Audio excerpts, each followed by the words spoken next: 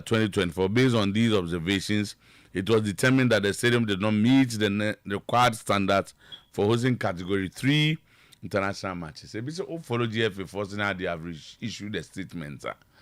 I said, yeah, I'm interested how GFA for said I said I'm find normal.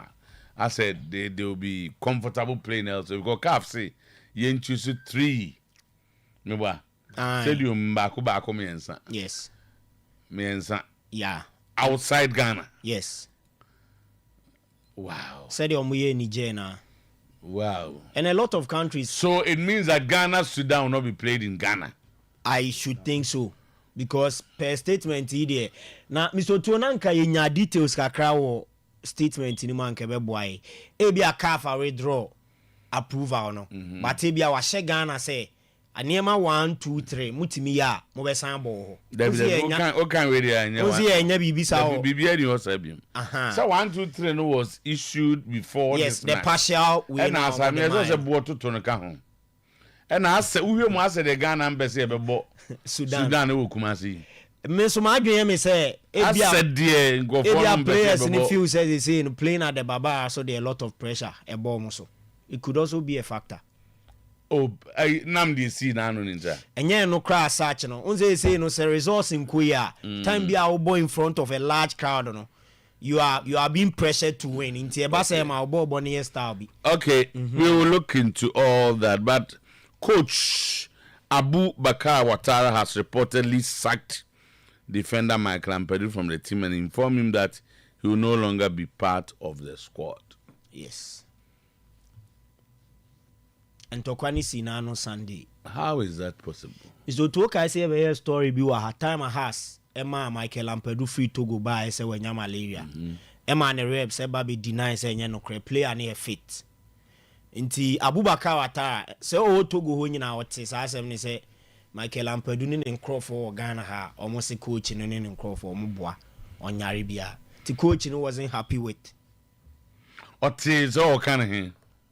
Oh, your platform yeah. But how can you act on the hearsay platform say? But oh there be only player no edi nkomo.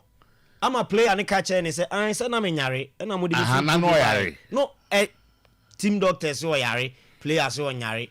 The coach me feel say Michael ntimi and nante nkeka Basa has a good club no hu fin. Yes, one in enyo. This is a personal. Oh yes. You are sacking is on kind of plans who beam on team on team beam. Okay, so I'm sent home from Togo allegedly to recover from malaria. However, Ampedu's reps counted him insisting that the player. Okay, we are just giving us some historical way. Kotoko, Nigerian forward Wisdom Bassi, has received his work permit, making him eligible to play for the Porcupine Warriors in their upcoming Ghana Premier League matches. What it means is that Kotoko foreigners and adults. 6. I know I'm just saying 3 at a time. 3. Wait me and name 5. Oh, team sheet, but 3 wait me abo. Almost some run. Okay. Name the a man is saying. Me name 3. More than 3. Name him say now wait me and name more than 3. Ewo mad day squad, but 3 and a bit me abo. Say be a bo game no. We no train a bit me our parking so. But some sim run as a team. I like that. Where you know where and no. Okay. Because meaning say Kotoko lineup from the call Neruguno. Oh, make me a yamas here. I'm told the 19 players in the dress here. They were not 20. Okay. If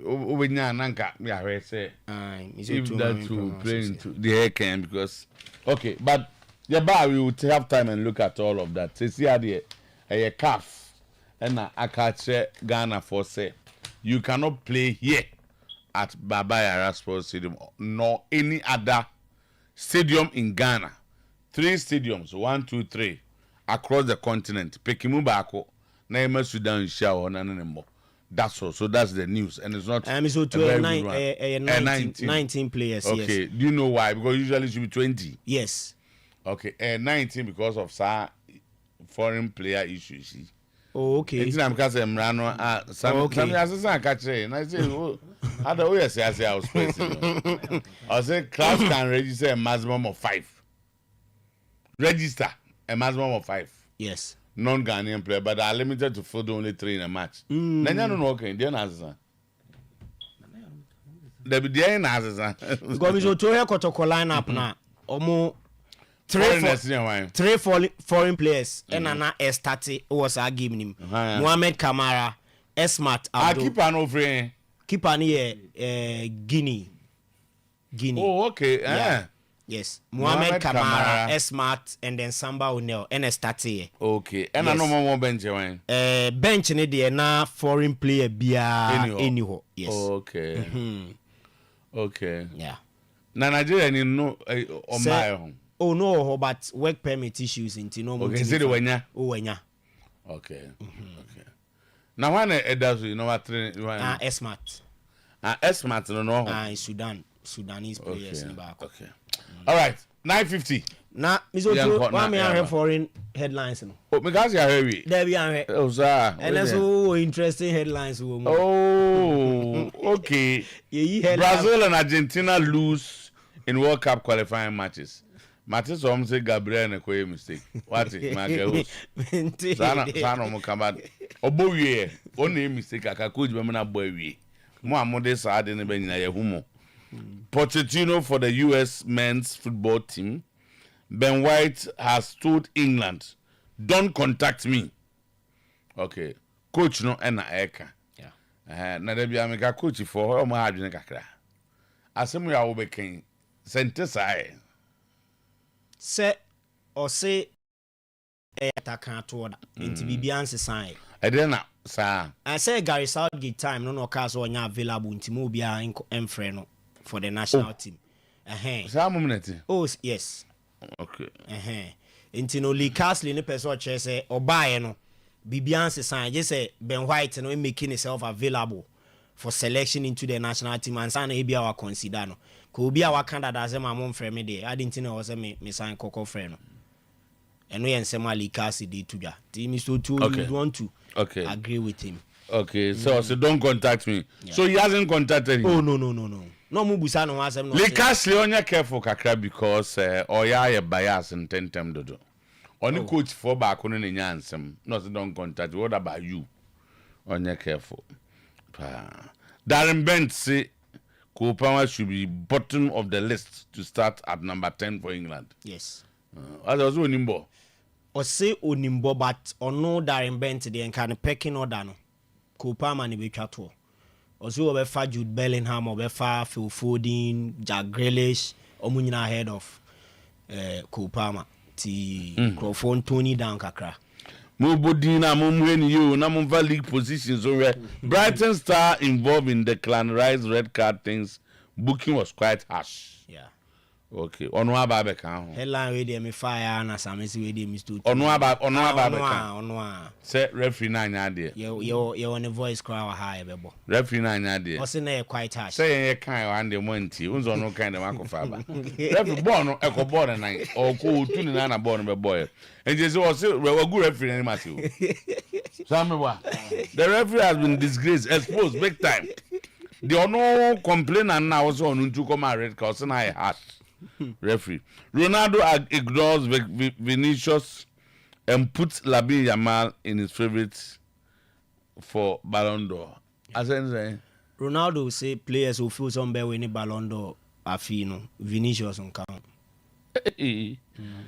Wa money din kra e oni Rio Ferdinand e din komona obobo ni favorite ti Ferdinand bo Vinicius won fi no na watwam no de obobo ne list ko Ronaldo Akwalmenya pro Ronaldo na no ko de ka so vote be de Ronaldo nti Nathan Ake is taking off a stretcher on a stretcher in tears after suffering from their serious injury. And they say Nathan Ake on the so brain carry. Oh, but see, he's playing integral role. Go for William film. Andrew Nana, on that, yeah, and said to Uganda. No, so I then. Yeah, all the keepers we do have says a Pijomo course. On the tennis, and some United fans were Uganda. ɛna Zimbabwe so ɛwɔ Ghana problem a ebenya ya bi ti ye ho na omkɔbɔ om game against Cameroon ti 90 minutes game ni nyina Andrew Onana tonyo man sa Uganda fans no so to eduru ba bi na was a police for bam yes akra o man in peace no me pa duru botom o da bi obi apeso ben no no okay Ghana hali e be obi bi sa ha na why close sources again has it that the coach is not happy with the impression created by a player and his reps. I don't know. But Michael Ampedu story now. Michael Ampedu debut. Okay. Or say okay, so me come back to local. Okay, Nathan Ake off. Yes. And Onana mobbed by hundreds of Ugandan fans. Yeah. Almost why then. Oh, a man you player. Almost feel man you nti say player be abasa. The man you for manage Onana ho pa. Oh pa. Ba nyobia. Okay. Nyobia. I think so or yeah Diana. Onana. Not too impressive. The Uganda form body is here. Omo de no nti ayo enyo. Ba mi so to e no de e ya na. So he na be select my Black Stars. Now tell us Togo. In Togo so pitches a qualified chain. Togo. Yes, so more. Ivory Coast I know. Ivory Coast e be brave. You betim so akọ. Morocco we be. Betim de akọ north. Morocco we be. You betim akọ Ivory Coast. And you betim so akọ Edion. But so to me san hwe ne say bi a calf so e ma options na or consider the away team ne so e bia for proximity wise. And today you consider ya ma Niger kobo Morocco. E bia en na make no e bia Niger no if you consider we. Consider na kai ni Niger kobo bo ni amea. Just playing into a 1 hour 45 minutes 2 hours near the Morocco. Also, I don't think they consider the distance. They will mitigate. Wow. Yeah. Bibisa. All right. So let me young corner afe. Stadium. This one we choose. Am I any stadium? Say they down Krofo Kruma. Omo de omo nsi omo kan oso. De da okwa. Oh, say yeah man ko baby a omo si akan no. Se be kan ya ekobo Niger ekobo e Morocco for mbo match so. All right. Then go ahead. All right, Tenti, straight away, yeah, microphone crosso. Na ensem kakre free hoba ene anopay ye de atimo ewo dwumadi ne so ehye so set 12 ena ye sorry na news atoa so ede amamo na high sense adaw ma fame Bosheba Electricals ena Dawood Herbal Hospital wo na ekra emu a ye ko nkrofo enkro so high sense bra nebeje electronic appliance bia wo pa bia ewo omo ahye omo to showrooms no apete tema kumase takrade takwa mankasim oboase sunyane tachiman ena fe tamale hohoi koforidia eho okwa ubenya high sense product ibi na wato ede akofie de teni se o sign ko high sense ashia OJ rice cooker kettle iron air fryer OJ washing machine gas cooker OJ television set OJ refrigerator chest freezer any air condition high sense womo ashia de teni se uto de papa no ato de ne bo enso from a ubetumi for the high sense and emma sanya nyina bi omo ashia 0302 55 00 0302 55 00 Dawood Herbal Hospital and so say bra na beji ayaresa ewo na so hypertension, stomach ulcer, diabetes, stroke, low sperm count, hepatitis, syphilis, infertility, or prostate cancer, afei or waist pains, sexual weakness, and a fibroid. Ninyina oko Dr. Dawood na say what Dawood Herbal Hospital. Ya da be wo watu ase ni pediano ebe gina brania gise ene wayi yade bia every nipadua no wo do ani kire Josu Krapa Old Metro FM building and afe seriasanre so okwa ubenya Dr. Dawood Dawood Herbal Hospital now ne no edika subom shene so ese okọ no yade ni nyina oyi if you edi amount 0244 886 437 and 0201 681 717 0201 681 717 Dr. Dawood the numbers and mede atujano afe Bosheba Electricals esebra nebejin kania hudo ni nyina fakosiesie ofie fakosiesie office bebia wo se unyan kania decorate wono Bosheba Electricals ene boa amwatimi decorate wo kama chandelier corner light gate light ceiling light LED light afe open steady lamp open LED floodlight open wall light garden light best lamp FA spotlight ni nyina Bosheba na soye na odi wani kire wo mu solar standing fan wo ma soye mprempre ya oba fana we betimi ohun ye di solar na amana say tam kosi ewiem kakra na charge ni bibia na chese adwuma kama edi amount hear electricity ansana wetumi asofana we fufura ba oba ubenya bi ato Bosheba soye solar standing fan mekanfo edi ama afe cables ahodo ope edi akodi djuma fie na usivo fro na 1.5 mm 2.5 16 mm 6 mm 10 mm and afe 4 mm ne nyina bi Bosheba asoye energy commission ajatum ese Bosheba cables no eno ena wo se edi die djuma 03220 30 03220 838 and at 0536 095 966 0536 095 966 now ne Bosheba edi inkomo edum PZ KT marketing here animo Bosheba ho and afe Bosheba building here muso oba ubenya Bosheba Electricals and theater for dynamo PZ so Bletchers ho one for Sebram nani be diga ene anopay na bibia enko kama emfam emao ye she ensem na se edi a free matches up e ba so enada edi be pm enanopa Europe because so CONMEBOL CONCACAF and afa CAF AFCON 2025 qualifiers no matches ni bi eba so na de tienie wuram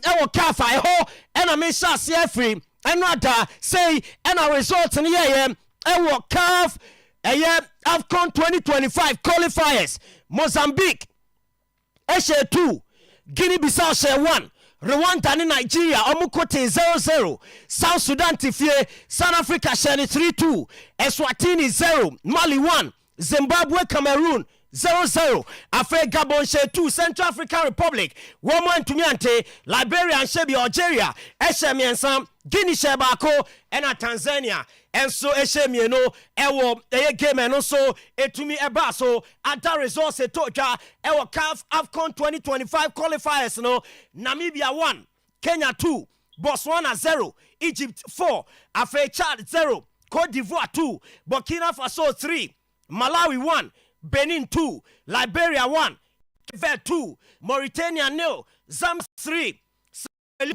2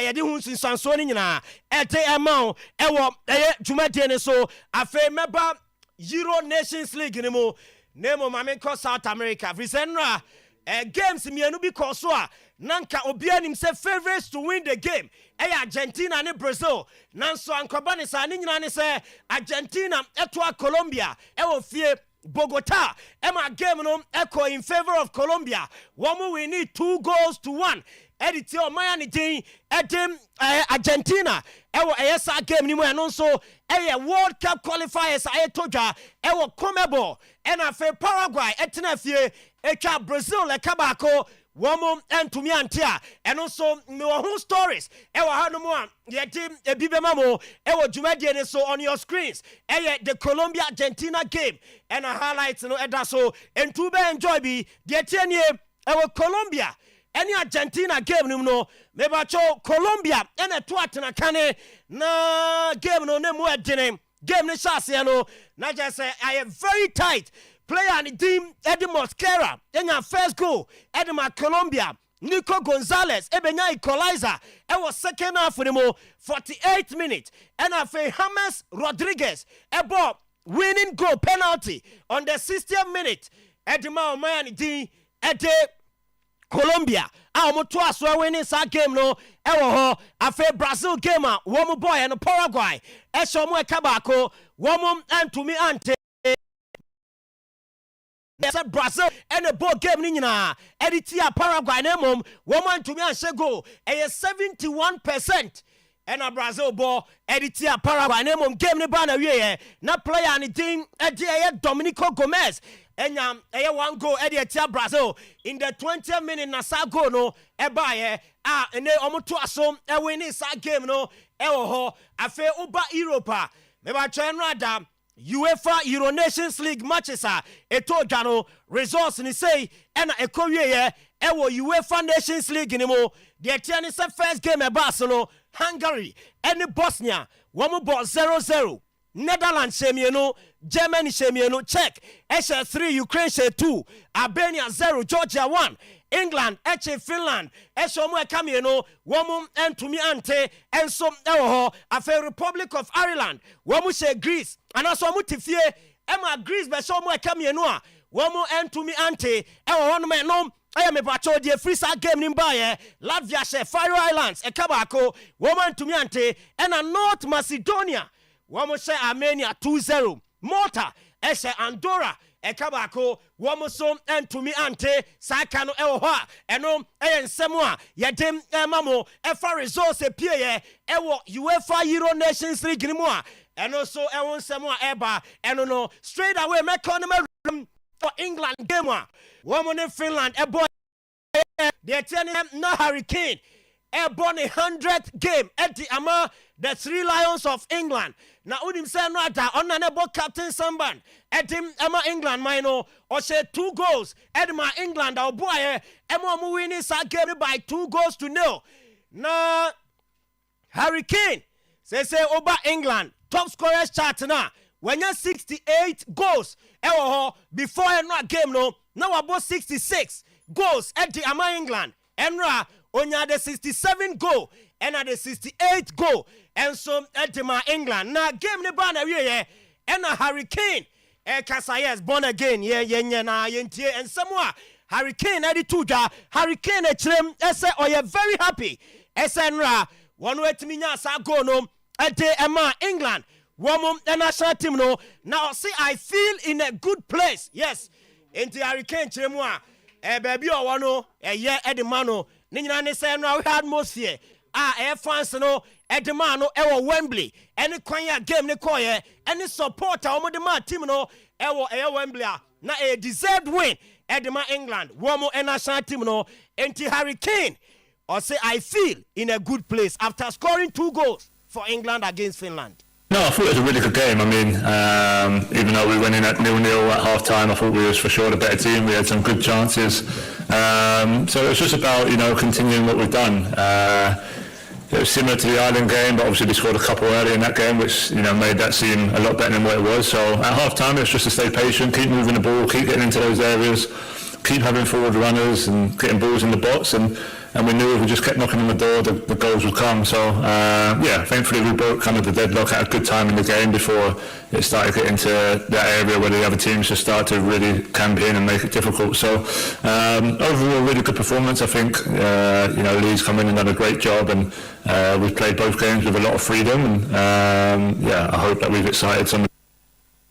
And we and Samuel Hurricane Eddie Tuja after the game. Mamin free honum na minwa other national team issues. The tennis and the US men's national team. One more confirm me as a coach and team Eddie Mauricio Pochettino or the new head coach. Eddie the US men's national team or take you over. Now I'm making sure as well the 2026 FIFA World Cup. and also everything I told you, the USA, Canada, and Mexico, say Pochettino, take over US, one more national team, Mechama, and a confirmation, a buyer, a real man, one more defense. Eddie Antonio Rudiger, or Eddie German national team, no, now unim sem before Euros, no, Ekoye, Potibia, yes, if France need dinner time, Emma Drew Baby or Kasenko quitting national team, no, Nina so GDS, Germany, no money, and Dinia, and no.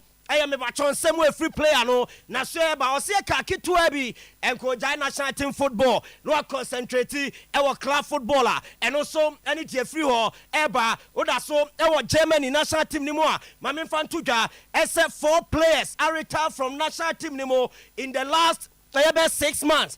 Tony Cruz, Eke Mano Noah, Afe Thomas Muller. Any player and it didn't Ike Gundogan. When we players are Omar retire from the German national team. Report Eba and it's October 14th. Germany, woman next international breakup. Woman in Netherlands ebo Ewa Allianz Arena no and penny 4 years share Esomu Beye a big farewell ceremony. Edamasa players and they are no Musiakai, Edema Germany, one more national team, and all, and so they are free hall, by a team, Ewa Jumadianiso and Ano pay, may come Manchester City, one Bobo Konasu and in his own player and day, Eddie Nathan Ake and Rada, Wabra Osiakai, Edema Netherlands, were pra, when your muscle injury, I and went to me and your game, no, I'm the same way at Tine, Edama player, no, report Eba. A confirmation every doctors no HM and it's Nathan Akibe Missibes 3 to 4 weeks. I want to member and from a Man City one more ebobo koni biema and so dear every Nathan Aki one also say by a day I want some no edemamo ewo Jumadi and so nine ewo Germany in Netherlands game a bass no player and it didn't Matthias the late Manchester United a crown or bre papa easy okoye mistake Emma Germany, one more take our brother Netherlands, send your first goal. Emma half time now, coach, and it didn't Ronald Koeman. You need free move. Now, after the game, any Abusa Ronald Koeman Sunday, and a player, a mistake. Now we in a frame. Ronald Koeman, they are two as for the good of the player. Nina is a pressure banner, so our Man U, and I say Holland. Make Netherlands see, or mistake, no January game anymore. Ebiana Cobro so now Mundes a gamer Okobo Manchester United crack affecting and team and Edini free side game anymore and also a free or air by a Timamo Jumedian so Brazil Argentina Elusu World Cup qualifiers no and Rachimid Batuja except Dorival Jr. or a head coach at my Brazil national team no was it Brazil Bebo 2026 FIFA World Cup final and then right question no coaching in Samoa a different and Dorival Jr. a head coach at the Brazilian national team. Or see, they say qualification no ain't easy. And from Brazil, or say difficult times at the money team no. Now I also manage Nina say a time of transition. Name on Monday or GDS so munya confidence. Our ball or boom. No more you know ya Jumadenia and Yamabekoye at the Amomo Dorival Jr. After Sam Olusu to Paraguay, in Samoa, what they are 2 jam, and no ebi and I'm a day amount. Ewo a show ne some and then I pay. I fay make up a Brighton. One more stand it in the Joe Veltman, I say. Now Joe Veltman and a quiet man declare rice. And your red card, ewo gamer, not Arsenal, ne Brighton ebo, Emma game and day 1-1. Wabra and they declare rice. Ye in free game. Joe Veltman, they think come on. No, they are to just say, I don't know one a year, my red card, about name and not a 2 hash from referee or the red card, my decline rise. For me, it goes really far with like commenting on social media and like we have a new game day coming up, so I don't want to say a lot about it. But the only thing I can say, I didn't want to kick him. It's just he kicked it away, I kicked him, and I find it's quite hard as well. If you see my reaction, you can look it back. I was not going to the ref asking for a second yellow. I was going to him like, "Why did you kick him?" I'm sorry, I kicked you. And I think he gave an amazing comment. I think that's what's personally surprised me about him, how he commenting on the media after the game. He said like, "Yeah, I don't need to kick it. I need to know better," and that's amazing personality, I think, from him.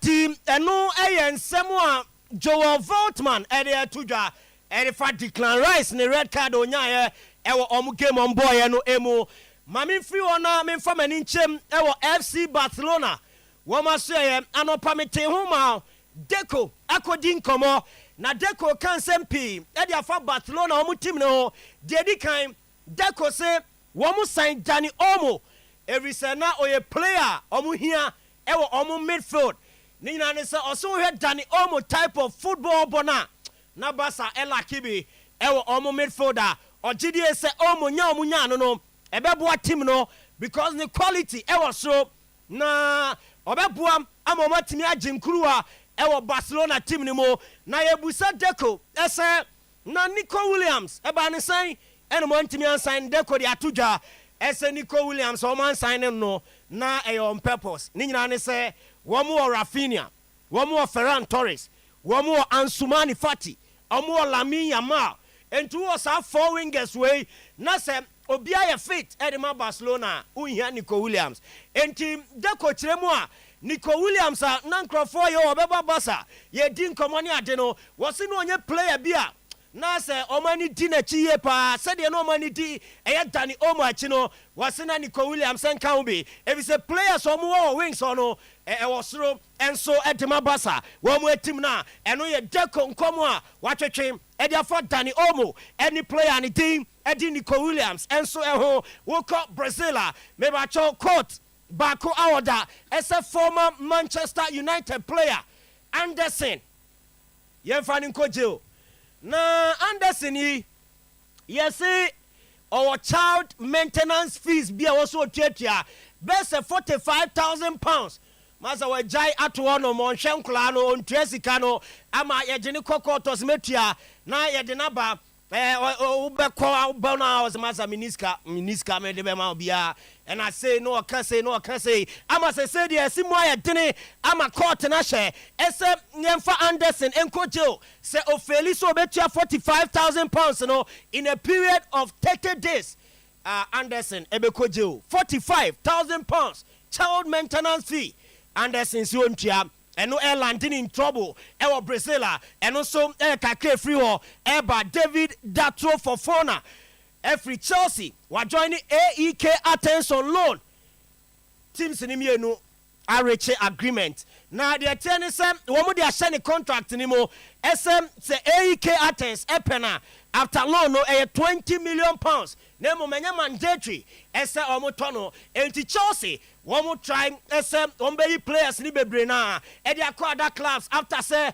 manager ni Dindi Enzo Maresca a describe squad players ni bi ɛsɛ wɔn nka ne plans ho a say David Datro Fofana wɔn nso efiri bobo kɔ ni mo ɛde n'ani akyɛm ɛwɔ Greece na wakɔtoa ne bɔɔbɔ ne so ɛwɔ hɔ meda so wɔ Chelsea maame fan to dwa ɛsɛ Chelsea fans no wɔn bu afu ne nyina ne sɛ Darren Bent akɔkasa Samienko quick yes Darren Bent say okɔ the Three Lions of England wɔn team ni mu a number 10 for no ɛyɛ Cole Palmer ɛna ɛyɛ last ɔno Darren Bent ko yɛ team pa number 10 no ɔsɛ ɔbɛbɔ Jude Bellingham ɔbɛbɔ Jack Grealish ɔbɛbɔ Phil Foden nti Cole Palmer de ɔnka ho kra. Yeah, so it's, I mean, I like Gibbs White, but he's not jumping those guys at all. I mean, Jude Bellingham had the season of his life last year, he was incredible, so I still think he's the number one. We've not really yet seen Foden for England in that 10, but people have been screaming for him to play in that 10 as well. But like stats-wise, I mean, Cole Palmer's up there with the best of them through season last year, and even his like goal involvements at the Euros, he was incredible. But the options that are there, I mean, Jack Grealish the other day against Ireland just looked class, didn't he? Just looked at that bit of... Yeah. But I would have no issues with any of these players starting in 10 for England, and that includes Maddison and Gibbs White. I like Gibbs White. Is he? Oh, I mean, he's another one that you talk about. He is so special. Do you know what I mean? Yeah. He is so good. The fact that he's, again, no disrespect, I like to put that out there, Crystal Palace still managed to hold on to him is a massive...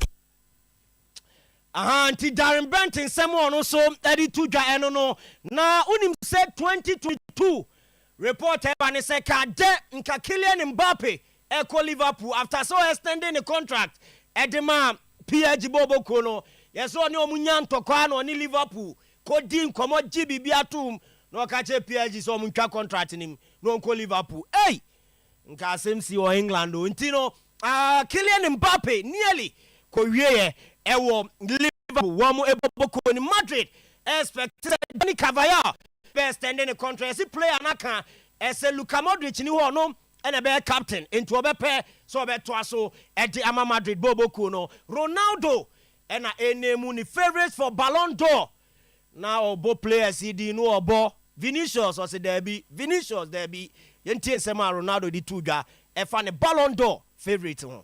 The next golden ball for the next years, him, probably Haaland, Bellingham, Vinicius. Lamine. I think it's this new generation. They have a lot of potential, but I believe that they're going to do it very well.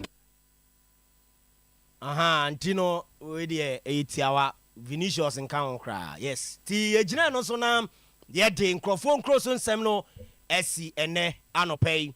Happy birthday. Kodiama PWC2 Gertrude Omane Boatma Awobekwai FPU every ASP Brighter Champion Awobekwai ne say young wish Gertrude Omane Boatma a happy birthday. Clementino Etwaso Eddie Amamo. Champion Divan Clinic, Nexus Global Services Trade Fair, Ghana Power Specialist, Franco Trading Enterprise, Ayo Family Cover Insurance, Abay, Hairback and Bills, Microcredit, Pepsodent Cavity Fighter, Toothpaste. Happy birthday, Enko Enfama, Nana Ifa Asare, Oko Mediama. Yes, or your communication team member. Nana, happy birthday, Enko Enfama, Gauchu, Ewo, As for FM, Asuma Akumadan, and Eye Gauchu, Awoda, special one, Enko Emfa Emma, Vivian Aferi, and Eye Awoda. Happy birthday goes to Vivian Aferi, what the Chamso, a member of Lovers of Dear Fan Club. Happy birthday goes to you, Meko +2. Now I receive Mabel, glorious birthday, and the last one, Enko Enfama Frederica, Nana ya Adepa Esen, and then when you finish here, edu, school, Victory Standard School, Asante Bekwai from your mom, Efia Sewa. Champion Divine Clinic, you to make a Nayan chronic diseases no Enko, or no, and I catch also some of your dear now, quite to make bra, bedu sika, variances, typhoid, hepatitis, nini money back guarantee, HIV, sexual weakness, stroke, ANF1, and ampesiatic, instant, Tantra Hill, Accra, a hot and a Kumase, denyame, after Mecklin, 0548 593968, 0244 230 535. Nazos, a contuno, or do betu, nya contu so koyeduma, nemum yadena, akamwa. Abawono, your doctors are more take care, or my pabene, or betimi eye all types of cancer, and home surgery, back and knee pain, kidney or liver transplant, ni nano, or by the amount of weight loss surgery, free consultation as free visa assistant, air ambulance services, accommodation, and even tourism arrangement. Yakokris Food, Hospital Dome Paraku 0539 659259. Trade fair, Airbus with the name, Tredana 19th to September 23rd.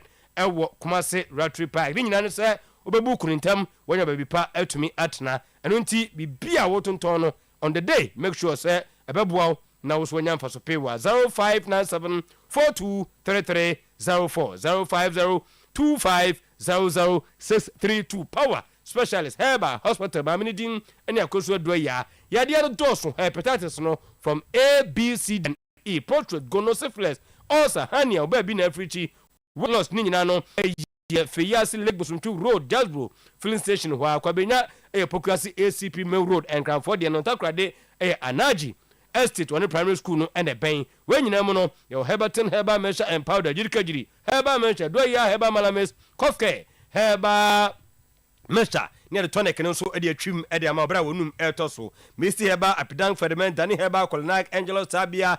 Adia Icon Pharmacy 020383831 Franco dia phone papa and oton e wona so yetu tumrika na kopen Nokia Samsung iPhone Smart TV no ranging from 32 to 55 in tabletop fridge the air condition no ebonyununu yekopiam ni yakọ Ejaba Jewelry Challenge Bishop on mo edum Old Mekon Kofo Clinic New Kejetia 0245 316969 Ayo Family Cover Insurance tumrika fa ho bono ni nyina no ene 15 cedis a month obetuma tua no yearly ede abom ni nyina so koda hospital 300 cedis ede ama hospital koyam fa enhwew wa bra obi hu no ntwom mfa so ba ko wo so biem ne se wo ene obusuafo ensia ekova mu nyina eno achi se disaster bi ba ne muoten ni nyina no 15,000 Ghana na no so ede ama fa twa ho fa phone no se sie down star 296 sun in terms and condition kakra eto aso ye kokuma se tana so patapa new side junction ya de no die hu en abe etumi esa sekesa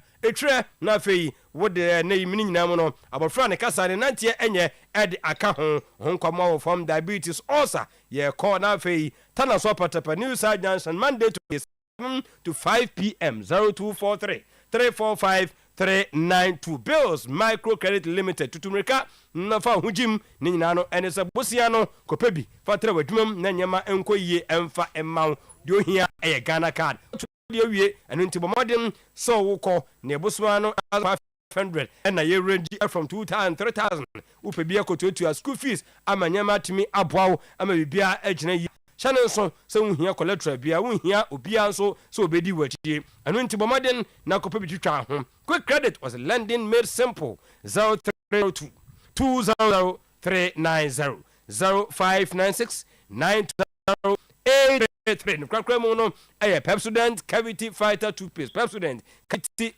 fighter toothpaste yenim tete enenso yegusu nim no echina yebegusu a enim no abusu ne yetwiese anopa na nwumre nyina no we are making sure say no pai fita ye wi ankoko na bi emejeja yerodom ehonom afewu kasa gobisu a so bia eni honom ni nyina no ene sana hoden no time 10 stronger pro fluoride macro calcium ingredients ni ede afrafra ede aye to utwetwe se anopa eni anwumre no make sure say Pepsodent ukoton make sure say Pepsodent sanse omobomodin ekomanim Pepsodent every smile matters nti bomodin na fe kan ho na no nyina enhwumom na enyema enye comment from Pepsodent ukoto bia twu se Bills Micro Credit Limited Abbey Herba Clinic na chese ono so akopie no ho ewotana so patapa New Side Junction ayodie futumreka sesi anafa ho etimi bono emanyema enkonkan franco de onko ho no betumreka ko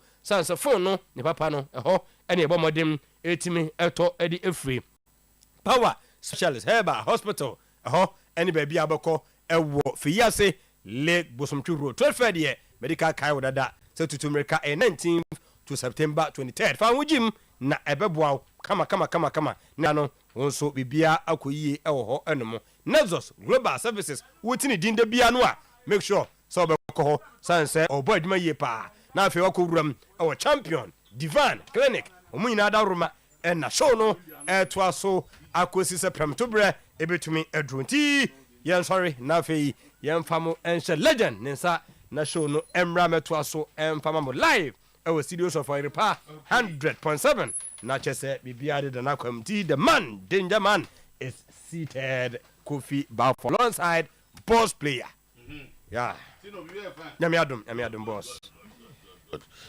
all right you better headline so that's another no case alongside now waja too say me mean seated alongside you are seated then na be alongside I sense bacho that be say be them bata home so alongside alongside the way so correct we have the little understand the any alongside time man oh the intina I bouncing kai do was so be no ye adwuma no ansua de pa no bebre pa yes I ban to be a friend Dixon means jana oh he also adam for the working of family we pe wasem papa me do mpanase mu oh correct this is correct sir papa kina fama ho nyina na correct obro exact so I'm not my pemaka second fama de ho na metie oh this in there way number 1 obro zeti so obro slice so obro o mama kare nyina so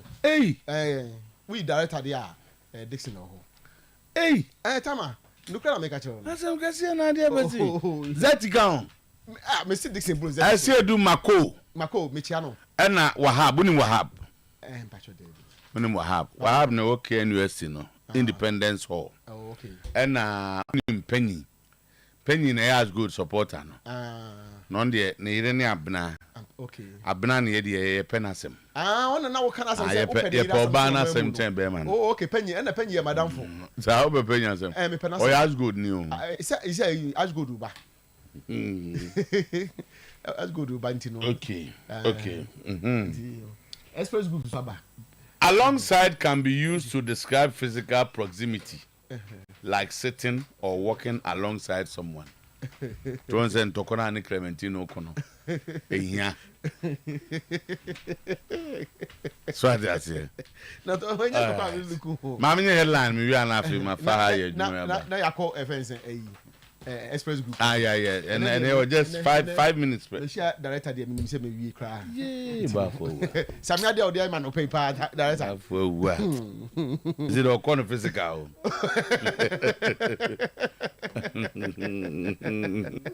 Tama. Tussle over Tenedus money. Nana Odo Safu go to status committee over Tenedus money against Lagos cities. And it Tenedu. Kotoko Tenedu. Tinedu and Tinedu. I think it's Tinedu. Okay, on I then tussle over his money. Yeah, tussle over his money. Saying, Chemuna. Sir, a Lagos cities for no. Of Jennifer Ebony for her. I would do a bonny here. And your friend I would do. Yeah. And I'm saying 50-50. Kotoko Jessica Nina, but Lagos city for Ebony for the Mamo. And no do so for so casing.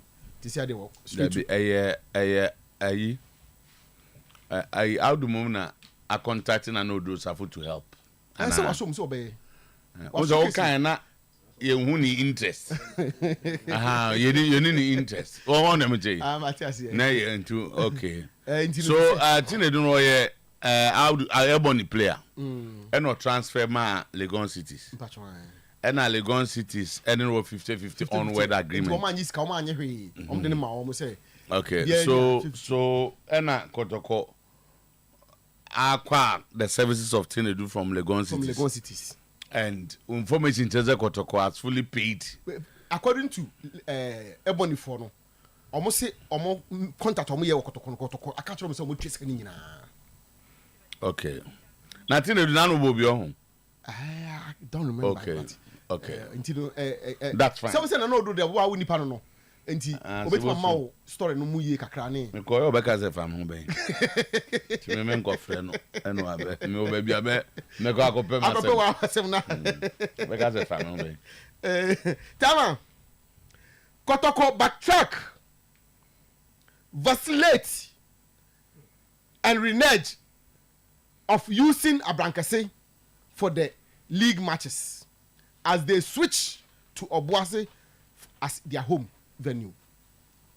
Lenkre will be ready by close of day today. Dama, the other no. I will see the Abrankase there. Now no one see home in no. I'm on couple match. Oh, enya no. Said you okay sanity. Oh yes, matches now. Sanity am say conditioner work kwan so no. I don't come be obamsi na no asem this year so kan ho. No, kotoko ne nations relationship there.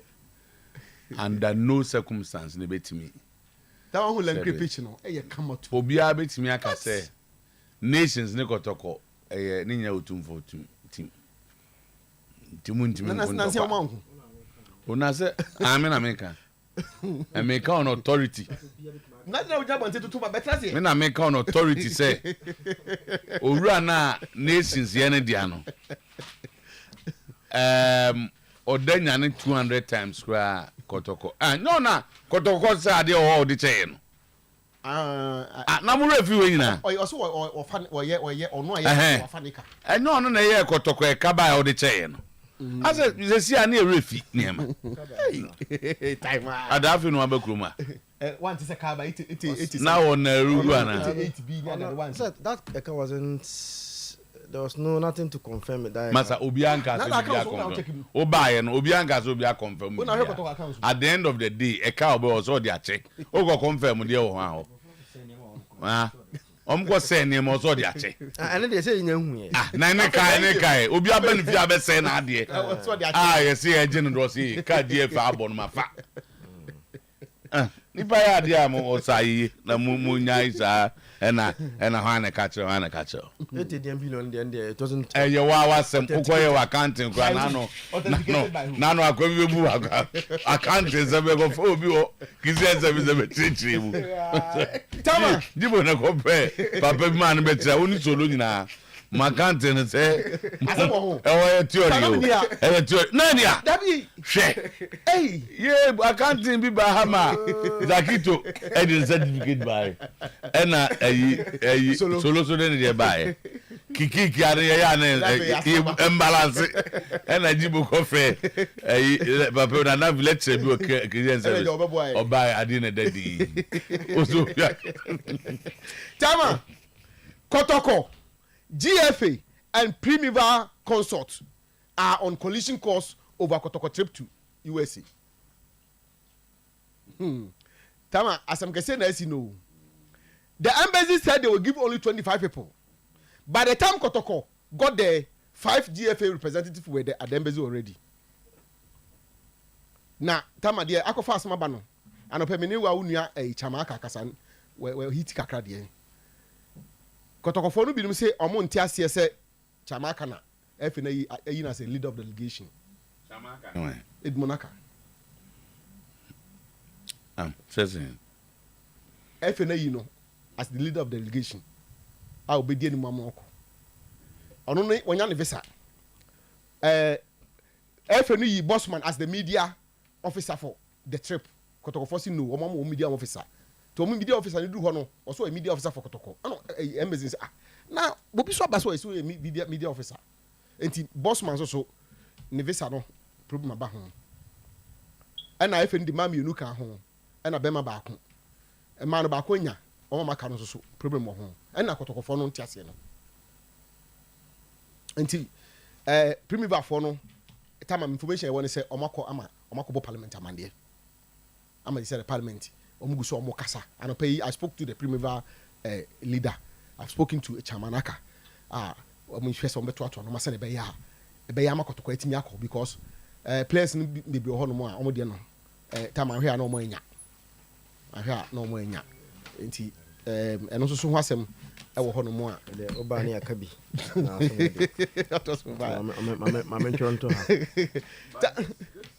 sounds papa traveling to an interview it sounded quite unusual because what I know is that Mutu say you send the list obi mfa bi free nobody be free nobody free so story hari bia de wo man story no na ache bi because Mutu kwan ni nyina on one mission obi amfa ne baby GFA ne de na Kotoko and na Primiva ne de then are you going on the same course? Ghana Tourism Board na ade no. So Ghana Tourism Board will send the list. And the list did not involve the FA5 no. Yet they were there. So I'm saying that's not how visas are given. This is what I know too. Ghana Tourism Authority and the Parliament are mandated GFA to to organize the trip. Okay. Until GFA for Nanza.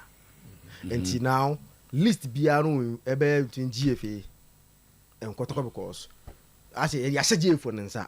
That is why GFA will have the he said you be malady because GFA organize a biano to kwan biana as they do no you be malady. No, any Ogobo Africa GFA and leader of the delegation. And that's why once you are traveling out. Yes. The GFA rep is the leader of the delegation. Internal, they will choose a BR Monaco to lead, And I know that the FA has strong say because because the media person as well. Media person, be. So FA bossman as the media person, me Kotoko so the media person. Na ze Kotoko no, e bia for Kotoko list e wo FA on kwa no. Obi ani edi ni so as a media communications manager. Nti bia FA ni bi ze Kotoko mu ni bi. Eno mo man Kotoko media go bossman. But say the two of them no should. No, I'm saying that Kotoko etikro han a media officer for Asante Kotoko. They don't have. But they have their media team. Yenga team. Me say, so the okay media officer, one get media team member. O say the designation could do why there say obi. So, but that person is not the media officer of Asante Kotoko. Let's get it. So any panel who can answer, he's not the media officer. Yeah, but if you cannot give a media officer to Kotoko. So I'm saying if you don't have, based on the Zaki token, if GFA has been asked to lead, and ideally they could have asked Kotoko say, but so only be there. But who is Kotoko's media officer? But so you ask them, then they tell whether we media officer if they cannot on themselves. Do you have to go and ask somebody who is a media officer of Kotoko? They don't have. They have people who work behind the scene as media people. Organization there will be, but the media officer is one person, and they don't have. TFA now say you boss. Bossman. I mean, but I'm saying that the argument now the buy any can want them. Say one and the media officer no way. Minimum.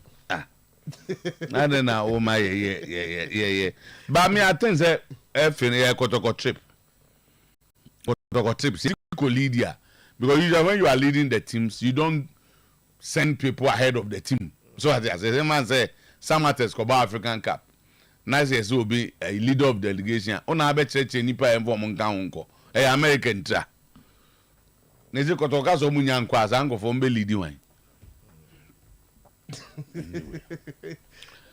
Zach, yana chairman. If House of Folk don't pay 3,000 American tea. If House of Folk don't pay 3,000 to do back to the sender, they will go to relegation because W. Tano has buried their JC. But for course, CEO declares.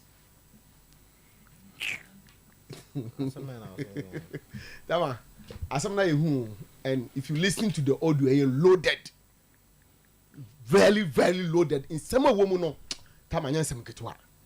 In some papa na Bruce will go hard yet. And some mood do papa, no pay me friend, man, but I was still trying. Papa Bear. But for course, you. But you are no one. I'll see a friend. Oh, I don't know. Oh, see the Alexander. They be soon, They be Alexander. There's another person. No, then maybe I thought one. Maybe on your CEO, because CEO there. I swear for course you. That's one. What say? But for see, or more known CEO, Alexander. General manager, Alexander Abibu. Oh, so General manager, Evans. The one boy be Evans in Sunyani. One day general manager. Case story no create here ding. And why na kasa? Why na kasa? I had the name. I wonder why I asked. Chief Akwaba. Naboko there. Okay. Express Group. They say the M say adwuma imagine aboso. It will be aka kontu asem say Express Group.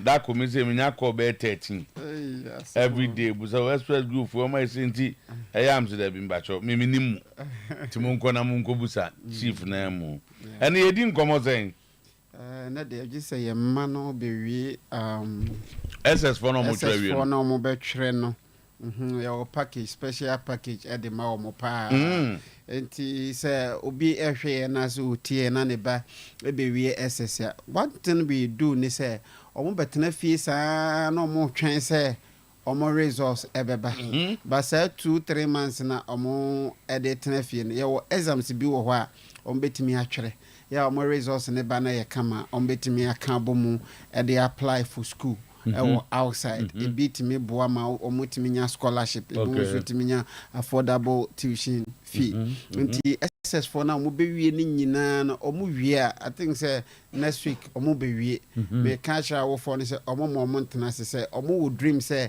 that be omo be ma omo ba na kusua de e wo amanone de a ene ye wo exams bi afa no S80 omo twa ne short sat eno no SS4 no na ye dey omo VSS and twere pa nti what we are going to do is say you prepare omo we school na omo ba fi na no na Express Group ya prepare omo na ya mo twere exams no nti omo wasi results beba no na omo twere exams no so omo results aye dey abana omo ka bom no me boa ma unya admission or US, Canada, any most of the advanced countries ni ma utimi kusua de.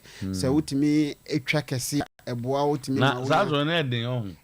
English and maths.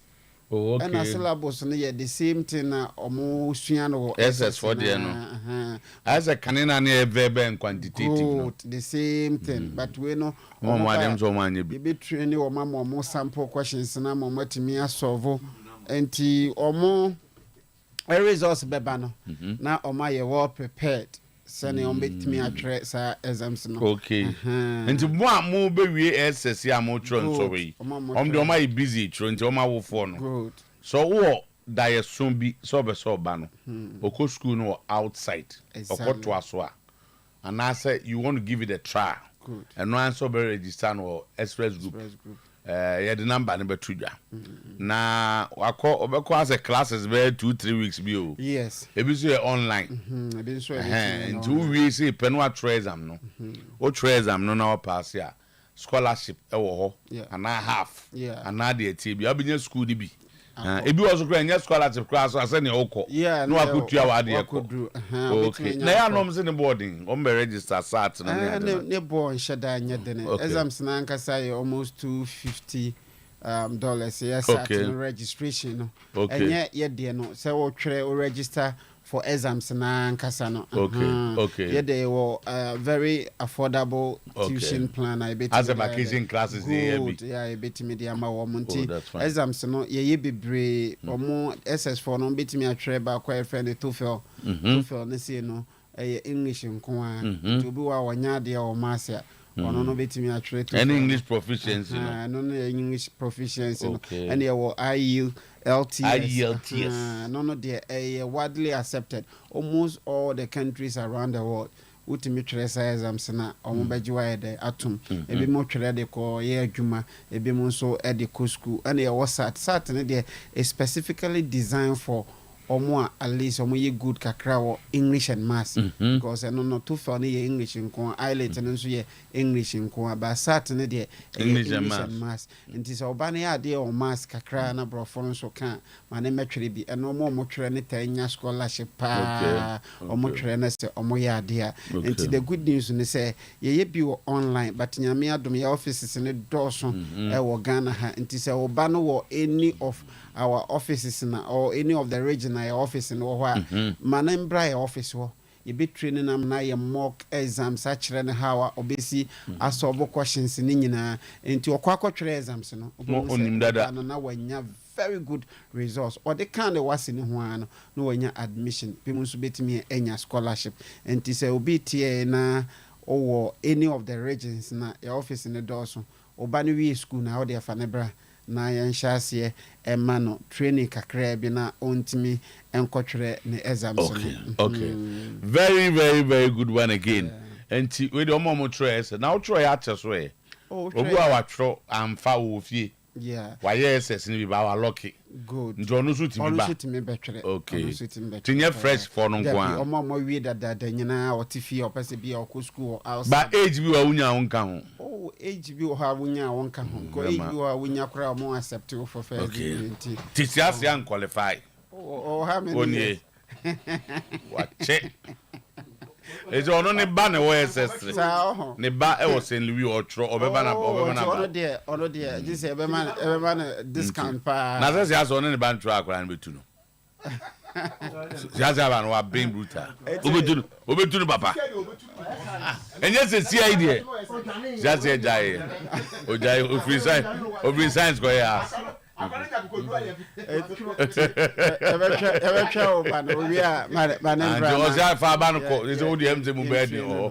question 4 no be okay e just want and a really we no so no Accra Kumasi Sunyan Takrade Tamale Kofodua ni nyina ho numbers na gu so no 0555550067 all the numbers that you can call. Edo Kumasi Anko am say 4. Yeah. Kumasi Anko 4 mebwa. And Ankra so easily go 4 ho, Kaswa 4 ho, we 4 ho. This is first go ban here babem. You go so babem. If you that's it. That's Mr. Charles Boating on the year penyin kwantrefo director na mu no so be so hu penyin o chere kwan sana tie sana to se siase aba no be ba siase na mu de why emunemo mbe din kakra alright ba fo ntuwa wie wa mu papa ni di Dada boat. When you see you. I'm saying no. I'm saying immediate pass you. But for yeah. See you. Yeah, didn't. I remember to produce say. And now when you before cause you da. Oh, what's there any this Dada boat? But Dada boat now will be a different. He's popular known as Dada boat. To be audio no munsem no has audio first of all. Nipa no the audio name but you won his designation here. Dada boat no. Me watch me so. What is his name? What is his position? And what is any say bad thing to say bit my tender. Sa evidence way before any competent court of jurisdiction. And this is bar for so come on. We bar conference. If we are near Betty de Dia, yes, someone. You by the background. Young girls now I call you to and the young people are ruling the world. Young people are ruling the world. Now. And a bar conference is mama na ye ni je ni kan. Ni je edura omo pon awia ni dura nwumra. Na say yeah. And no binim ho, and no say binim ba no mo. Say CID mo town. Oh yeah. Don't CID. No CID. Oh, won't CID. Mission face to face. DC man so. Minim so DC man so minim ba mission no one. Yeah. Every kind no so bad show so but we be boom. And to what you CID in Shada? Hey, na so Shada dey see an Koran books no better. Okay, so they only Koran books to. CID. Oh, I didn't know nipa. That can come more CID. More CID ne. We dey nka ma men kan ade we na yembre fie. Me hu no way more doctor no. And there be wama update. No updates. Wama football the update about. Wama update. What the? I say, oh interview na umbusa say. Oh no the other na.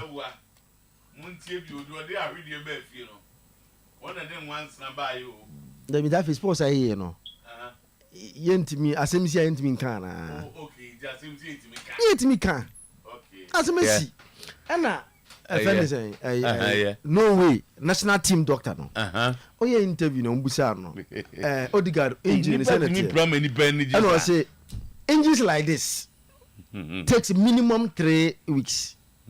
Oh that's what can you say injuries like this takes minimum 3 weeks. Everything else is bonus and it can take longer time too. You know I can't say me no I don't hear no doctor. I feel the what is also question. No, doctor one you know. Oh, no way man. Massa. No way man. Yeah, they come ask doctors I heard out to know we or say injuries like this. Oh no there. Oh massa. Rather than I say oh they we there. I say now no obi prayer. Who could just be kind in the plan we plan be take longer period. I say never catch you. Oh can say oh the work of us. We say both still. That is national team coach, you know, and I know that the next national games he will be very doubtful. They are investigating the MRI now. There is probably. And they are now. That's how one court is only Norway for Obio. And say, Omoye, Dr. Benny. Doctor patient every chain. Close to 48, 72 hours. You are talking about what is happening now. What kind of doctor is he? He's in contact with the Arsenal doctor. Wow, Munti. He's in. So only Arsenal doctor communicate here. Who na baba money? Who they just? Oh, so answer the Omer collab for next month. Next month Omer collab. And I watch say based on command on Omonasa for Dino. And you possible. Okay, so only Arsenal for go. And you possible say Odegaard baba bo. next month. You know. Now, opposite say minimum 3 weeks.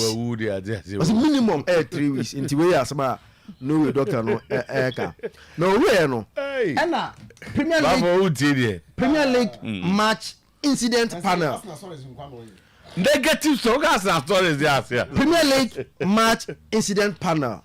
And I don't very about one thing say referee now Diaz na ne Brighton no. Oya de pa the record of the ma Odiga the Rice no. Intention being the best the correct decision that any referee can internra and omo rule about one thing. Tom got now omo review the footage, the incident, quite fast by no. And match incident panel. I don't very about it. Oh, they be say omo clear say. No me just embassy be any so much. Embassy so much na. There be Arsenal. So you mistake. So why any mistake? No, Arsenal will contest. Arsenal contested with that. Tell us. Give us evidence of that. It is a player who engaged Declan Rice. And Abba Beka said Declan Rice was wrongly punished. Arsenal can't be that. To order saw the coach Naka. Coach Naka no. I say it was a wrong decision. And oh dear, I say as usual. The other can be very neutral. Now, when I hear them, where you are negotiating. Oh, thank you, as a man.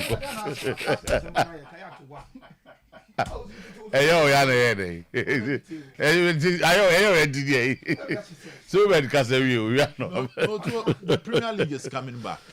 That will be play a prayer. Your co-friend doctor will come born and basketball panel and the own gun. So be in touch like this. The boy left Norway 2 days ago. So I think Arsenal might feedback injury up because definitely once I tell about pre-match. So the media was Norway doctor na. Obi free on check kwesi adano. Uguada no pa. And now we can the high player na che. Now we are go through be cast we can. So we share headline na. Any cost na. Omo de quotation share 3 weeks no. Because any emphatic statement. Because so, minimum. That is a doctor. If a doctor says something is minimum, interna a minimum. Doctor, Obi Abeda Hospital. I will coffee. Doctor for her. So I think you better try Mikel Arteta because Mr. To press in the you definitely meet them. Also, Mr. To we go steady a Ghana. I'm call Congress. I'm call say pre-match and compose. You know, clubs ne. But the difference between the EP and another leagues ne and the Ghana is a Ghana the media officers ne bisa questions. But in other leagues, you organize it. Emma ube share media and ankasa ma obi bisa question eda na koma so. But Ghana the end the omo ye ne say century no what club no no the camera SC coach no so. No one bisa the questions no post until the open obetimi abisa. But at least it's a good step. But I say omo comment. Omo ye ne say media personnel no no the camera see coach anymore. No ebisa the questions no. Na coach na answer no the about bonte. No they are to be a Facebook or but also to outside here media it will be organized and you'll be given the chance to be there to ask the questions. So no more types in ebio. Omo the ombe for we know. But yeah na ni na exam for a purpose. Ghana the end is omo ye no all the class monitor clubs no players and coaches ni nyina no. Obi en ho ye omo shia central for ankasa. But I think moving forward no we will talk about the side no so kan ho a Kenya bad say bia we nya chances shia central for ankasa. Na omo ebisa. But Arteta will definitely answer questions on on a year or the 1 minute to explain it, to ask exactly the extent of the injury and what the medics are saying. So for now on the media they are trying He's not going to tell anybody anything. Obeka say we pray. Arsenal will go ahead and play the games without him. Oh no nya fi no Obeka say to say the doctor say it's a bit unprofessional. Also when what the doctor are trying is to it's a bit unprofessional. Get details as to what happened to him. But Mr. Otuo, this is the time for a player like Jorginho to also come into the party and see how best he can fix things for Arsenal in this moment. To clubs no on say Netanaki Suepra.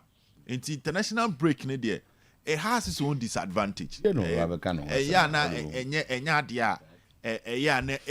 Because obia kwa enyom nyina na dibiba ebia they come back and affect the momentum of a team. Ebia back they will come with injuries and all that. At the end of the day, it makes the job a bit difficult. Yan hesen here to ebe kwafa, but yeah. But so to say Diama and common interest in yourself. You now understand the kind of signings Nibia Mikel Arteta na Oye. Because if you want to compete with City, you don't say you can't Netanaki Wepra. But clearly it looks like City might not really have much of an issue in the absence of I Netanaki. disagree. Based on position. Helen Pra is an issue for him. So I'm talking about Netanaki in this case. So I'm saying that it's Netanaki in Tina only issue. No? But what I say, there are some players when they get injured, it will affect the team. But when they become the key players of the team, and money. Also, to this was the Aki Enyanya match playing time has City. Stones in Nyebi, Foden in Nyebi, and a Rodri so Nyebi. But one or the other, or more finding their way when it comes to winning a year. All right. So no matter what happens, right? As they move to this, because to the following week, so no. Next week's we are Champions League, so back, and it's quite unfortunate. Arsenal will be fine. No, Arsenal will be fine. Take something away from Arsenal. Arsenal will be fine. Say the match is not done anymore. And no come or crowd the Bayan and Cabaya. Oh, Mr. Tobo City now Odegaard and it Omujinemu can count Calafiori a bit me the BB. Say Calafiori somebody catches the rain. Martin has him. He's training, everything is fine. Mamo, Martin, you are crying more than they believed. Okay. But Hassan was a big young bow. But obviously, what the end of the annay. But so to answer one major discussion also here and slot. On say yes, coach be aba for to be the holding a push it through. Go Kaya, no Espirito Santo call Spurs. And your ball first 3 matches, no 9 points, not that top. If international break, it all went bad for him. So we're also going to look at, because Pep Guardiola make key statement or say a every pre-season. The season itself starts properly after the international break. So the consistency of the Liverpool team, you better hear whether Slot can continue. So far, it's been excellent for him. United also as a club, and some grace period because say we're losing to Liverpool after that, and come some other matches at Tuaswa. Psychologically, kebit me some form of effect also. But now when you break Abemu Kakra, we refresh it team, so we are also expecting Eric Ten Hag said this weekend, to Premier League start here. We will see a different United as compared to the United in the first 3 games. So there are a lot of story angles this weekend, Mr. To you remove proper. Go. Discuss. Yeah. You will feel no, Captain. Yeah, go good morning. Yeah, Mammy for when you're not congratulating on our board Vicenzo Dote, Mr. To Minocas Siciana or sending photo pictures of Mammy Abra, who is your officer or filing nomination. Or that they could upon as an independent candidate into honor Samba and for all those vimate the one know good rapport and Yanwa Kai on a boom by boom. Say Obetima Sanji sitting back. Now, Mesoto. There be Sir Oko primaries on a MPP no Olusu MPP primaries and MPP presidential candidate no election and I this in the question is sitting on this for it's a month for almost a second of a Sako Yankoji. We are not doing that one, but the seat has previously been held by NDC. Of course, first time. But before then, NDC and MPP, so it's a bit of a shrink. Okoni independent. Okoni independent. No,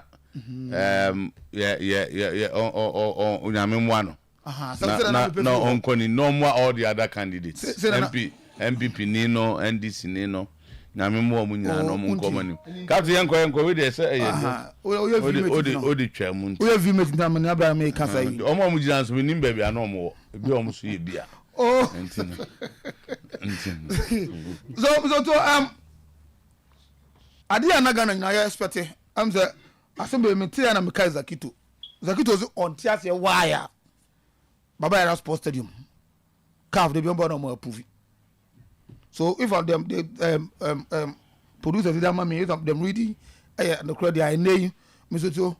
Ade na ya kan ho asem na ya ka say one day e betumi happen no and name Mr. To atoyen on say Bible no ka say me so no be say me refuse quotation no and then man na yesuro no e say abeto yen Baba Yara Sports Stadium and they calf Roma Bank abana to ensa say entimi en hosti yen international games no Black Stars e bon hari biem until the right thing is done.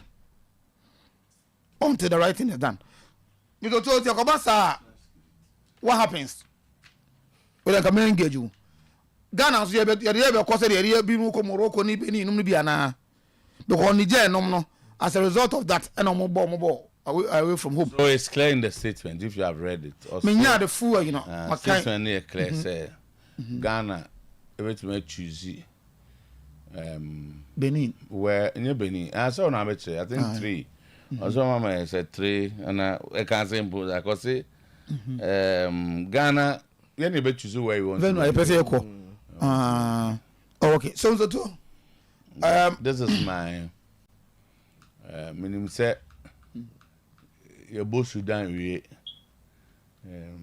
That's what I'm thinking. I don't know why, but that's what I'm thinking. Your boss Sudan. We are actually be a Vesaba. That's it. But double header be new. I am most of them come and near that's my suspicion. So between now and the next defense window no. So to entry must be me I'm a car for approval. Oh you better say gusu. Oh you want to think that everybody who's no more here. They believe ni pa be na person you free better than ni pa crowd adwene say. I mean just say who's some the statement by see Baba Yara ho adwuma. Okay. See I'm close 1 month no. Yeah. Okay. Me sure say a bit my link. Say say the baby nya daji ayi ni yi. Tina me ka say mo gidie si enwie Sudan no. Kamenya opportunity to talk about ya. Aka friend na no the sports authority acting director no interview grantia no ka say microphone na mo sky no. Na ka ma hear opinion to this. Because now the no person say stadium no are you okay? No, yes I no person. Oh. Because you don't make us say the just here in ebo baby back. You cannot use it as an excuse.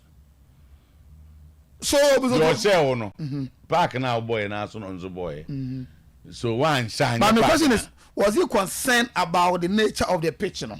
And of course. Even the donation I'm saying he wasn't. He officially said okay. I think he was not expecting this. No, sir, I said no big cast no body language you know. The donation no that cast him. Okay, to others here. My understanding of his donation was that nipa mienu bobo e wo park back so na ehye back no ntim meka se na park na nye. That is my understanding. Maybe because none of Kwama for Morocco dey na yen so sanya bia park na nye. E do another topic we to discuss. But so to me a concern. I'm looking at how we not Kumasi. I say Kumasi receive Black Stars. The kind of patronage na yenya. It means you are going Kumasi for a can play CC Parks. Oh, so you can but it doesn't take away from say Black Star matches that are well watched in Kumasi here. It doesn't take away from that. There are few miscreants. Ebi kura no so a ade abe kura dey see na anu so ka ho. Well, I don't believe say so una wa can statement but me sure some can. Na so man ga say park no so ntra, pitch ni ntra. And I'm going to pitch. Once they choose back, I think it has to do with the one pitch. of the reasons. There are other reasons apart from the pitch, no.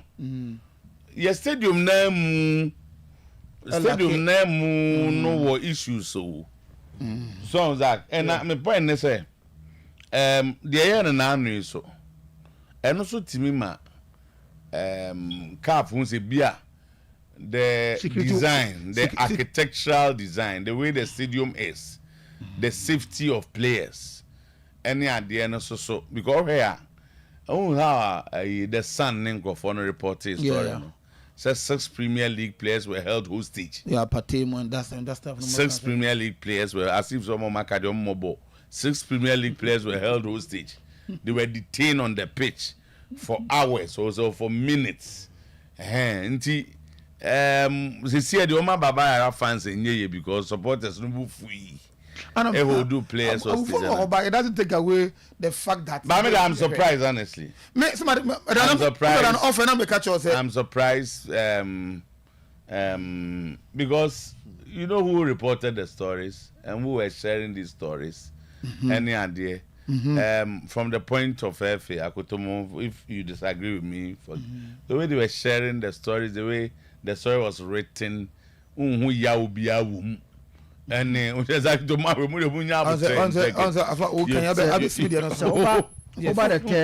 the third paragraph now. The CAF team identified several issues, including a playing field that was deemed unsuitable for competitive matches. Pitching is one of the issues. Most important aspect. I was say several issues. No, so I dey all line up. Na say music master. No to what am I say there? And then my tie uzo ya there. No the kind no tells you what a lot of several issues anomutimi establish here. But the mo your pitch and on boarding. Oman can supporters showing object to the pitch. So you look at this pitch and you're fit for purpose. You see it. I don't fit for purpose. No, it's not CAF working. So me there's some case baba era man opportunity to walk on the pitch. Man opportunity to walk on the pitch. Now you feel it. You feel it. So the earlier the better. Me free say any serious adema of mine say or my Ghana say the now na say work no. Say Ghana you din of football mo so ye pa. You reviewing as far as football is concerned. But say you to be one venue. A very good pitch at team host to CAF competitions that. But it's a shame to you. So I think that we need to work on that. My main share akra house. Ma no go be saba. Esa na ba na binya binkano. Esi ye wana na ababa no bi anya bi aka. Obi afri fie kra na yire na na bu. If you that won't me, can won femi. Come on can. And no crowd dey say one and go say o paya cho say. Ma obi ayem na we nyu yenwe GF you know. Pitch no then we come to obia so I think sir our love story with CAF is just an end. So Ghana's love story with CAF just ended after Omuhu said we are not superhuman. Yes, yeah. Yet it's obia. Because Omuhu said they've pampered us of how to. In my office, no me church letter you. So my so you want crab how true be. So Omuhu said they've pampered us for too long. So I said don't say we share udobia. So we share udobia say don't wa. Do ben as akito anope do. Ofre wa indomie no akoto ba. Zakito jai. Said it. Other class 347 na kana. Say every paper. And then omo papa. No me your special one. That do drop level. Hey, no me your special one. What drop level. So ebi I say pizza. Ba bi say koto indomie. Pizza na koto indomie. Pizza na odi mirika. We na odi mirika. Indomie say be shawarma. So eti o yes I dey we ya. O better say say azaki to indomie there. Indomie. So eti ori ba kwasa afena wa ko dule bo say that be o jeme do I says o jiske di keke na they open unya You know me. So so mukwa no muko do level no say be scan OG kokwa na ade na open no match no nya match no who can say no ente ono before we who can say no India na caf dey aye Ghana yo so India na caf dey aye o ma so so ache because me hu die ntia o hwe other venues na ye see mo bobo na o hwe die ya o mu de papa sinye die ba na ye bobo wa ase ye bobo wa ase. Now I think say it's about time you say you should win no. Now you did the right thing. If you read the CAF, they mention Accra Sports Stadium, they mention Cape Coast. Virtually a similar problems. Oh, their concern is that if you go to Accra, you go to Cape Coast, you go to Uba Kumasia, virtually the same problem. More of pitch. The reason why Cape Coast pitch, Accra pitch. So, eti Mr. Sisi a baby aging. Meaning what they will do because I'm told say the deadline for Ghana submitting the venue that they will play Sudan no 11 September. Okay, meaning the analogy he wants to do here, but at least if two teams play in gravel, so on gravel, one team can win. So what the man said was wrong. or Jim saying. Like you born Muslim back over but on just say pack in here and no just says the money I'm born Muslim and two team make us a shell because I am Muslim fine and you know the entire shell when say Angola phone him Muslim so uncle park papa so ye na free nya as akọ park papa so ba nya ba ko de Angola ba ko de Morocco. I'm told say the deadline for submitting the authentic venue 11 September. 11 September. And the 11th. So what it means is that unless something strange just said bibi na bisini answer betambo baba ya. Asa na nze bibi ko bo bibi wo WWE had out. E ko bo bibi wo Africa ana. Ana he nye yenko bo ma jiwo ba bi da. Da bi yenko bi abi da. Obi mom na ne bo no de ko ho. Fend sign for no. Me bo teams di akwa. Ye ko ana ye kotoko. No ye kotoko no bi ne ko say Sierra Leone as he no. Benin okay. No even Ghana say World Cup qualifier. Say any mali ni ambo no mukuru mo. No mo so that no mo ba ye de yenko bo bi. Ye yenko bo bi o baby. De ambo mali. Okay. So the happen yes you now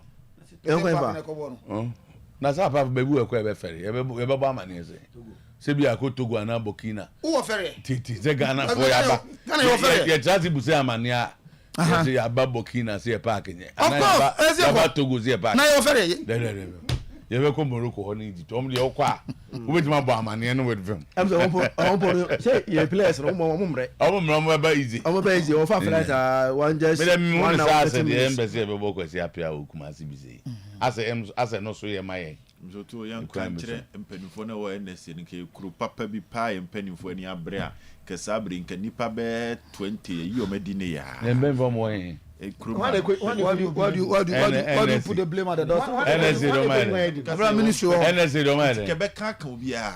NSC don't mind. You to Quebec can't come here. NSC can't go for pa. You baby a couple born is club video. Me to SC Mechanic as a hen. Can't go for Bibregu. And Quebec can't clubs no so yina. You to clubs there. Assembly. You call Mechanic on your club on your couple. Yet you chrome and oh yes. Mechanic for a sacrifice Ghana dachi at the pitch now your boss ball no and the program after that pitch in that the na ke ko ya bibi o no we so to no ya we say no na say yen tackle main issue we so to main issue na me tackle yet chrome ha impanifo bi jisika at the pitch now the only pitch ade ba ko papa ba ko pe na aka ye no agi to mu de sa pitch ni ye event pitch ni we and see ni that them. When Ghanaians were talking about it, how much they how much is saying? How much is saying? 10 billion. How much is saying? That be Harry Dangerman. 100. I'm not interested in the money. No. Mr. Dangerman, no, you have 30 billion krana. And you say King and your mark is schedule. Now so be this obit me the budget schedule. You catch the budget schedule. The American say no matter the amount of money that was given to the NSA and the leaders there, no, they should have known say at least pitch in the year and send come buying. And I'm going to Jessica. Pitch the one by when you're continuing running the ball. Jessica. They've taken good money. No, but if you get 10 billion, if you get 10 billion, and you cannot take their money and kill your family members. That's where the issue is. It's not the fact that they use the pitch to collect money. The money is good. You should be able to reinvest the money to save the pitch. How much is it? 10 billion. Every first deeper life for one year.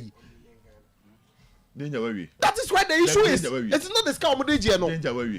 How they use the money, that is where the issue is. We are not catching. You know, see a Pesca. And then see a bush of Uncle Giskedru. Asama make Mr. Otuo-Acheampong make catch danger say. Me Otuo make catch see kebi or ha. You are making a good point. But say so the 10 billion new year. If you put the right measures, we wouldn't be here. You can also not discount that. I say because time pitch now say maintain. And they so wait to me the Jessica they for maintain the pitch, it's as simple as that. Because what first can come on. Me say, you understand the catcher say they have a plan to fix the pitch. Oma because has them and I ref. And as if 1 year now we were telling them say they came to tell us say they have a plan to fix the pitch. Were they able to fix the pitch? Were they able to fix the pitch? And you are even messing their case for them. Hey. Because I'm just cano. I'm a catcher again. I'm a first statement about to say they have a robust plan to fix the pitch. I'm telling you that. Man can say more Jessica. Yet what's on Monkoye. As a so Jessica on the and to be no I say some year. It's kind of imagine on fine koye. It's as simple as that. Because come with the time. They failed Ghanaians. And yes, Kaketoa country me no ma failure. To prevent pitch no. Over to be the high and for pitch in high. Common sense should tell you this. 1 million Ghanaians is above work no. And that's space no. No between that SAS can I'm not about to that. Okay, so there's this argument. There's this argument say. Enya ye stadium no kwana ye de all over the world. Of course. Almost such events on stadium pitches inside grass. But there are measures. Making sure say the pitch does not suffer. It is even in the agreement. Say say so yes. They make sure say yes after the usage of the pitch by these people the pitch does not suffer. And I think that is where Harry wanted to come from. Say getting people on the pitch alone is not the issue. But so when now uni moye and as when now unim say they see na men koye bi because en for ye they have big concerts, big shows on other stadia elsewhere. Be sure so that's the point he's making. Mr. Otuo's her point, no. But I'm going to use Sikano. Park and so Mr. Otuo use Sikano. One in your mother see park and so to measure sir. A protected pitch. There was none of put in place. I'm for dear sir at the machine says see park so for 3 days. You video about on Tina Park rather than foot to park. That is the issue. When we had less than a month or so, see about a big game. When Ghanaians were talking, they told us that they have a plan. Do you think that what is going through the minds of National Sports Authority and pending for? If you say they made an error. That will be people. If you come visit Jessica, where is here more? It can't be opening for the Jessica. And the to those who are managing the place. I'm the only 1 million. Yeah, my Black Stars are more. but 10 billion be their solve problem be a blaster be boy to the managers be a Kenya here moment to mom who say the any abri. And what could that be that problem be? And the back of what it meant to be more parking so. That was stadium. But the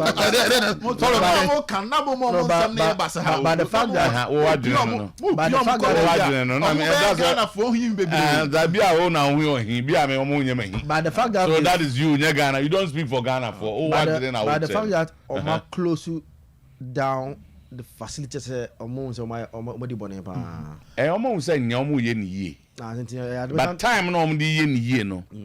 Meet calf. So I think that stadium where I can you started here when you went jail. Someone is there. Now, no, yeah, in a to stadium, okay, got to call in baby. Now, stadium, we near when you are there. It's a bigger one than blaming as that was a no, the only say, oh, so when Obia didn't come out, Obianim said, oh, dear. There's no way between the idea ama adenini aye correct in 1 month. Na aye den in 1 month. And common sensically, you have to have technicians, engineers who advise you on issues that you are not abreast with. And 1 month, you know very well say you can get grass money in 1 month, and you're possible that. And you have to do your all this opportunity course and about possible me event 3 days. Near say park we abeni in 1 month and there be then no. You met me yes, then let's go. But obia we are even technical people calling him say who do their grass and money in 1 month da. Now why did you say in 1 month? So that was what they told us say in the 1 month no. Make their grass and money in I'm everything okay. That's why that's what they give Ghanaians. Now new guys with them. O say when you need a special idea to know say you need your grass 1 month and you don't need any special grass 1 month. And any possible that Minka say fool Tiasa make say tintim you need that. Say you need say benini. But you need say grass because they are stepping on it.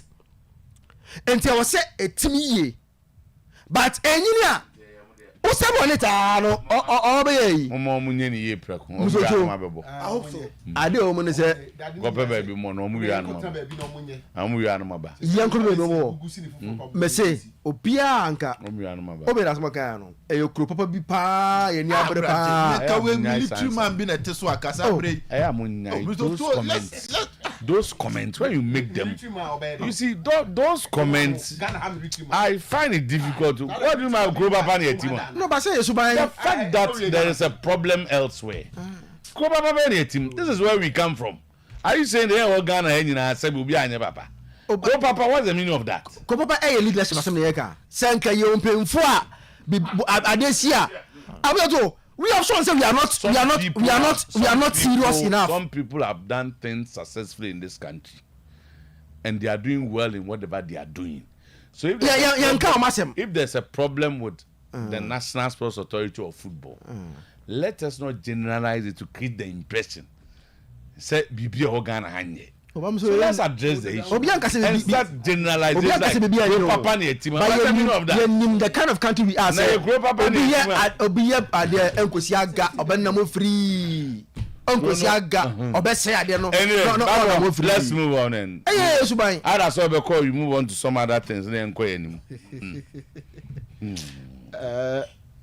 Tama yeah baby gina nie but say you moving forward now you hear how best that because the embarrassment is too much and say you hear wasem na you can na etimi tutu normal Tama the latest information menya no the Obuasi Lenkre Stadium is ready to host Kotoko. Say Omotimi Omakasama, as you said, Kotoko can move from Abrankasi to Obuasi, and say a lot of the considerations. I'm so bad out to venue, son. I let him say, since you say, yes, so they will still have to have another alternative. So you go to your B. But B, you still have to have another alternative outside the B. And from all indications, clear said the stadium will not be ready in the next 1 month or 2 months. And Ebanesano then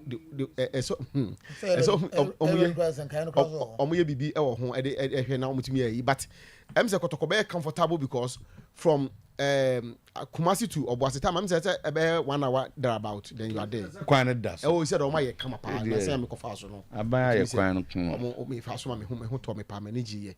Entino oh kwa. Ombeko and we've got to crowd. I'm say, "Ebia bia umenya moto kid kakra." Entide ombeko. Sebasti they are in your team. There's a supporters. I team no go akabe ombabo board they are in your problem. But whether your people can follow you. In a certain way, say, we almost support so the almost pay. But then Clay hasn't been a very good venue for Kotoko. In terms of resource, good. But other teams, in terms of resource, now we can tell. Kahane Ben a etia. Kotoko biggest challenge in the year. And a partner work. A crank a crana can do me good brankers. But Kotoko ball weekend, you. They are not playing this weekend. They are not playing this weekend. Into our next match, but the next game again is a home game. It's a home game against Selempele team. No, almost 2 home matches at once. Selempele, young apostles. But I know so and Tino. By the time and even for what I'm hearing, no, the Lancaster Stadium will be ready, and by close of day, I bet my host at least a league match. Into the special. Now we will call. Omako. For no more stadium, no mako. So Kotoko will ask them, say, okay, you first be okay, we must conquer. Then on the so in terms of club licensing requirement, that's always been the best. So more anywhere. But stadium should be maintained. Nasa is always there. Maintenance is key. Dressing rooms, because I'm maybe number 2 picture today where I say Lenglia Funa. I want to do. One day.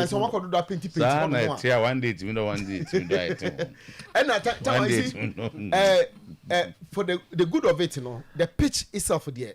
The pitch itself in there. The two can't agree on because I know that they were making plans there. But as to some confirm the cause. It's conclusive. They were making plans. I know say it's conclusive. Baba and Semono and SMP. But I have my own belief about this because Kotoko away a really first game. So promote too much ni you Kumasia, you make a lot of money. Baba the penny for any. Hey. We go me and Baby Drew. We don't 10 billion. When the Morocco no. And the Diego Morocco. The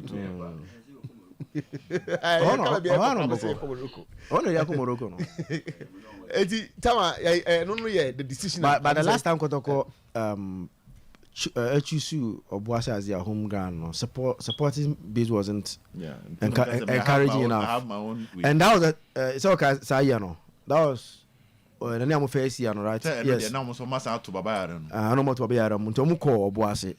It wasn't good enough in terms of spectatorship. But I mean, say, after the as good in way there. Ebia, Omunya Boy, Munya, after you been here. I think Ebani said a lot of work will have to be done by the supporters leadership. Oh, Tama, no, Ebani said you have to find a way to rally around the people around the communities. No, Claire say, getting people to the stadium is a management function. Munya supporters leadership.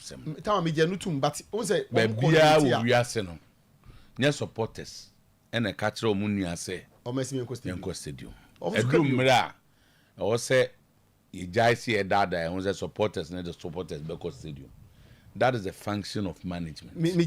And someone or more around your team. Yes. Information on the Babon team. And someone coaches the plan to promote the game. Mamma family and was supporters. And to be per second, Chamos Medinipa Stadium. And you were untimi. clearly they've not been able to do it. And yes. That been support circle for another chapter for the Nipa Court Stadium. But management, your management, that's all the Nipa. What in the almost what? I don't so boy. For example, when the supporters, the circles are well organized, the supporters are well organized. So that become part of the strategy of management. Management, yes. They what I say, almost strategy, you know, and this okay. Be supporters now is sick. Abi we. Coach, you know, say no, say be man can sem. Say now we be that is a general plan. But say you say supporters for circle for the Nipa Baba Stadium. Any ya time na be one. What do I say? Yeah, I think at the link clear. So if they organize well, include me and Nipa. I need results. I change. Results from the but clearly because you won't get the numbers. I have my own opinion. And they say you are not home. Kotoko playing outside Baba because honestly, so put in top promotion plans. Now results nisu kuya, you stand a chance of having more people at the Baba than clearly and the circumstances no see I say Baba anyway. Baba abe prove they no be free question e say ope baby obokwa kugina na ohe Baba anyway obiom. So and as say ka for na heti ngo fo benya one month so nso benya obebi na ja double league so calf then they say because to na mo here for calf and a calf say mo ye obaju yeah clear no you say omo ye ni ye from the 1 million ni ye also this kind of year this kind of year so mo di too much Tama the issue at House of Folk is gradually become a crisis.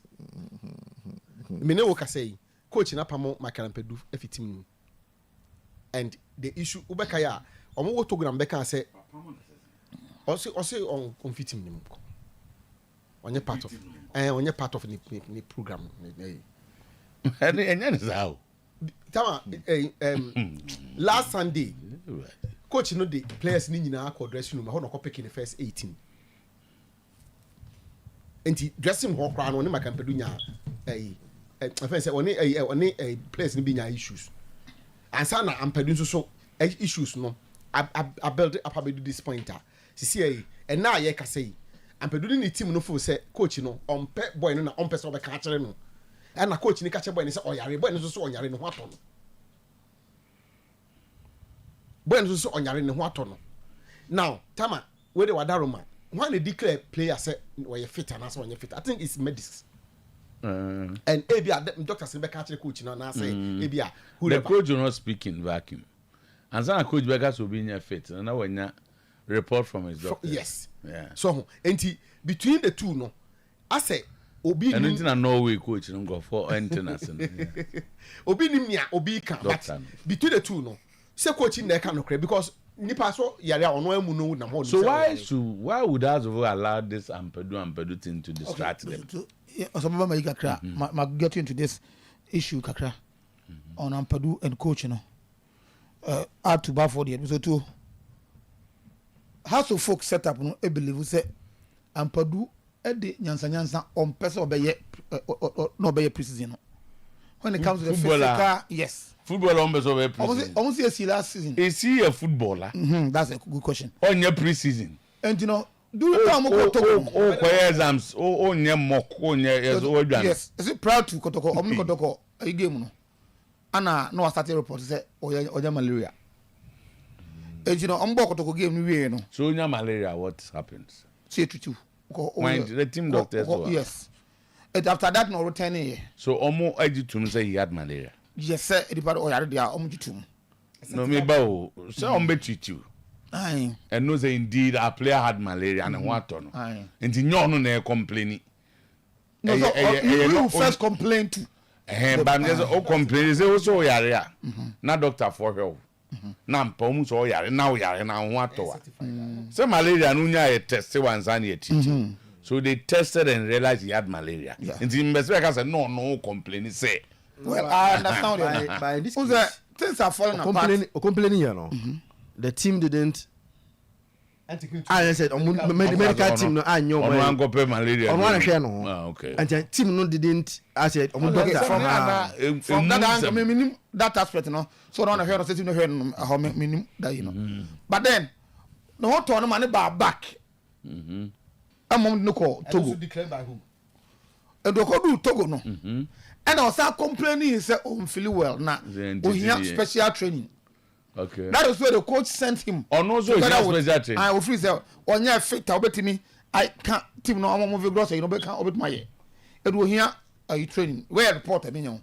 Then the coach want together with Gideon. Yeah, different no. Want together with Gideon and Mefodano. Suraj. No. Aziz. No, no, we know pocket of more problems. It's your mom saying about say Accra because be no Togo no. Will not allow them that special training. No, to men that special training no Accra. All these are more now. Not the old Tenka members no. I report to Ama coach and say last season at the preseason, Ampadu and Osei a similar thing and Ampadu anya preseason.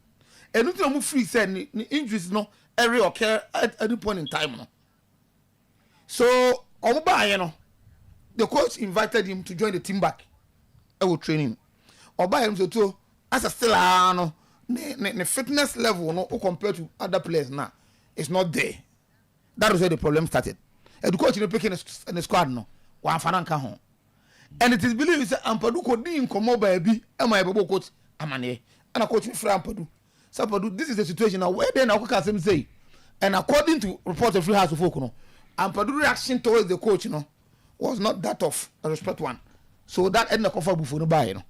Our coach said Free House and tell you one step aside on your part of the squad. No. But I mean if you say when it is that you are winning, I can say when issue. Hey. So too. But Timmy is not winning. And we also player and Purdue and a whole lot. So to confuse and coach bet my treating in a different way. I'm not saying player said the more can no cry. It's also player also. Maybe on bet me a fan such a way say we will design a training program for him. So if you see on your fitter, you design a training program for him. Now oh the training ground so I'm a coach won't be just to bring him back to the players on level no. But to sack him, player when you just carry a tunnel, your team is not winning. Now to sack him one call and that stuff. So what are you implying? But story how okay, only few people tolerate the player. Then say the working. Yes, sanity. That's what I say. One, you have a record. Say last year, say I know 1 year. Most all of us know what has had gone through recently. Yeah. So, a preseason is only a debut season. You prepare for a preseason. The same player, every year the same tactics. Oba and when you're chairman, you call him to the team. The fitness there will form. One in the from one sem you player nas actually can do move massa. Yeah. Hey, where there? I would say where there. Especially when time I understand say when no din komo we bi say na captain card ama mpa no ne kasa no omo record no nti about 3 different audios akodi coach ni nsem o ka say so coach ni penasem bi o hono ma na so run coach ni down kakra but the coach ni have as one farm asem nko I'm focused on my team. So I don't need this team for anything. Let me because focus is here. Enra na ye din komo on promise and so obedi can say a player has told him and spoken so bad about the coach, especially when it comes to tactics. Now, Tama, Meti Makachira will say, the information I picked this morning, so as for one penny for I permanency for more, they will receive the worst beating of their life from Pandu. Tama, the players have spoken among themselves. And now, crowd almost say one more, but they may picking to say, "Ebi akodi ombeko." The players no, almost yampam coach and komunko. Hey, they do no. Etemika say it's becoming crisis. Enti who dey say when he say I say. Now as players, coach when on pay. I don't know. But Tama say, I don't me rest studio and but also say has for penny for when he's talking about penny for no. How they resolve it on the onkasi new coach. But they should find a way to resolve it and start Uncle Pandu. Yes sir, ahwe ya ebia na house fugo ba na omachi plan moja tu Jack so hey you see I'm told say Ouattara have issues with, especially the old players. No? Players he had, you know. There's lack of. It's a problem, and they are somehow questioning. It's under Oberka some way, so now I have to go and do deep. Yeah, but not over there in deep. Oh, there's something come up with seven more. I mean, come more. Ask a question. He has explained. I don't know more. We need you. What's Obed kind? No, so no copy deep. So I wanted to know where does it Obed in your deep? No, so a deep no more copy be count. And deeper than.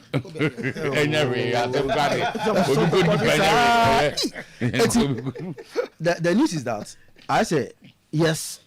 They are questioning his style of play, tactics, and the things. They are not creating chances. Wait, we do the stage where the players everywhere out. So everywhere out say ball now, oh, they are not creating chances. Where players say ball, I'm creating chance. That's it. A pass, ball, and chances are no one create here. And now I got the moment great. So, coach style of play, no tactics, never the creative chance in Baba. What about creative chance? And see now, what they are saying is that we are more natural wingers and modern football. Born and the teams in Yami and we say, oh, bah, without those proper left. Or the boss Alex Vegas in there. 4-4-2. Premier League now, or the boom microphone. So Alex Vegas in 4-4-2. Or the Oyerepa go be at 21 no. It's all more like wingers, and without a winger to reduce opponent, you to over struggle. And the one there, and so the winger, a bit my change back every more. And he's struggling at least with that kind of a inner. I am the problem. Now I'm so. Who say Ampedu? Who share issue only bossy din koma? Sunday na muchichem no. He has only na a fall out. Big. So get rid of him. On a fall out big time. Get rid of him. I'm in charge. And Sunday for example, more bueno Pamela first must go away. I'm the coach. I'm the coach. Don't come near the team. The boy no cut him no cry. It was the one. Pamela say, hey, don't come near the team. But who said the Oyanyano? Who just said, if you are getting results, who said, as and can you should be out? Who are now call Basaka? Unkomeka a Ampeduasam. Say only to me, Basaka, because you have touched one of their own.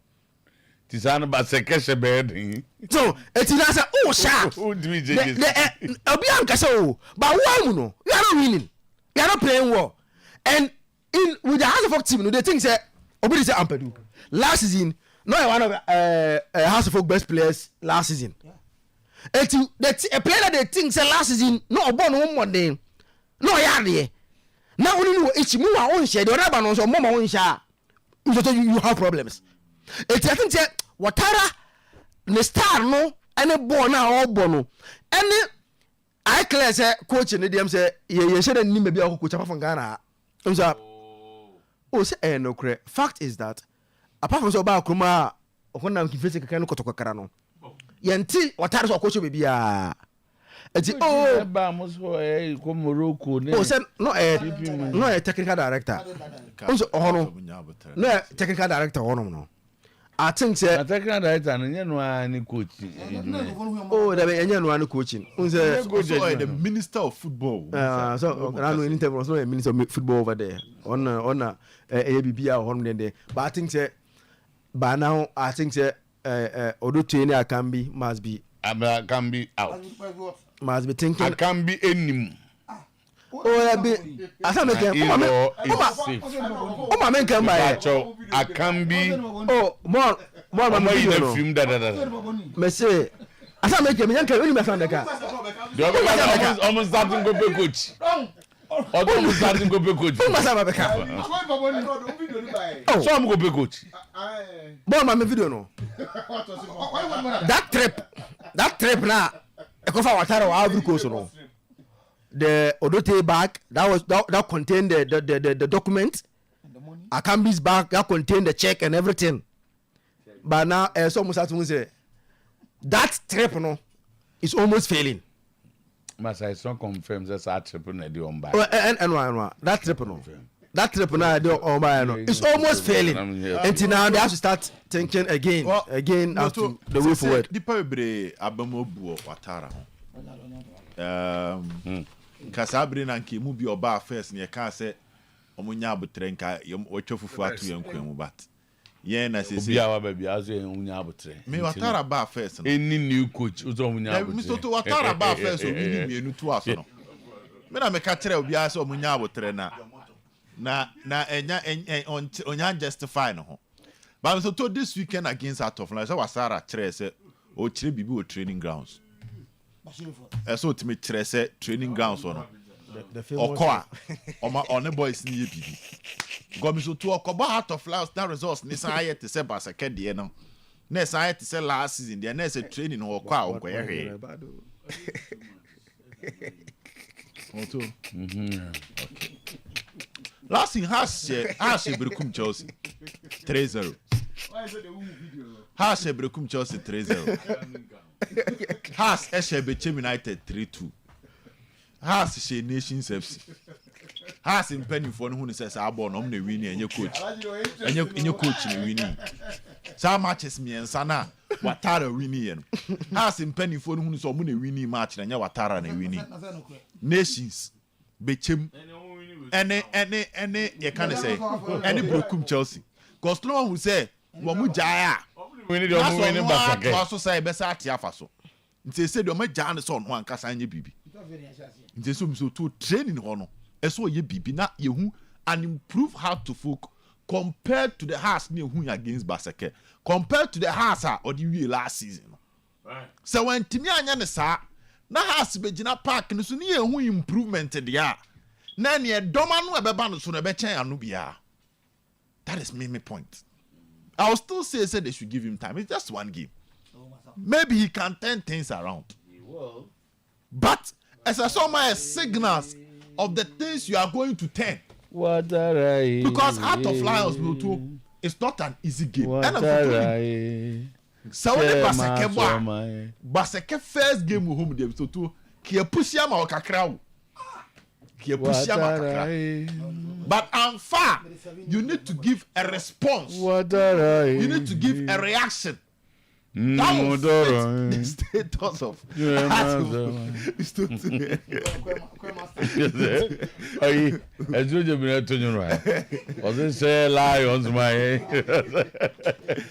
Hey, Mamalas, Lions and Yabeteo. Yeah. Omoni Diana, Omuko, Omuko board. Bashir for that. Clearly, why did Timo? They are torn the last season, or more money to be and to be. And say, about both films or two, or better to Tonyoma. But one or the other, one say, as a Watara target, Randy, so Dr. B. Yeah. And Emo Huna Frase, and okay, say.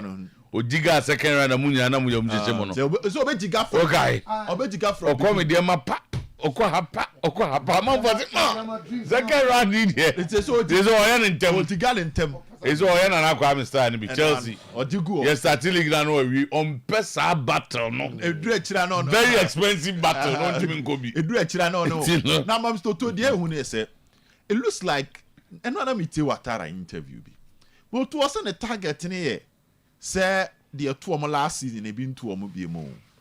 No parade. And then he started to avoid relegation. Me too and Osaka has league no. Omunyambe ho. No kabida. Moto Kasa has nyambe league no. Na te do ken no kre. Enti ebia behind the scenes. Ebia he sees there are success there cause to Jesus anity. That is good, but you see at the moment, basic issues like coaches, any player, kuntokwa, we see, those things, my league, and did you all can the sanity? And episode 2 when or make his statement, you know, has a penny for one or the other. I said, you almost so canning in line of it. It has a cheat for who is a feeling no bon. Or penny for not just to say relegation on person avoid it. Coach Neka. Mpanimfoɔ ne ka cause ka coach okay and now kakra mami nwe na metro me be 10 na minutes yemfa obi amaje kakra na yemfa conclude on Watara ne ekeke ka ho no ye bedi kan abo grow fine aba so say waboa men ne nkofo anu no num grow fine ya o mai kama a grow fine pebe bia obefa bia ne pe grow fine bi nom ye ka ne nam krom ye van no e ba no atobi regular intake of grow fine tonic I say my good health and vitality ye ton bi o maybe ye ton dro bia and I feel so ba digital hair ba wa makomu a eho ne wo Bank of Africa ye ben no. Your number 0244 596532. Grow fine makes you grow fine.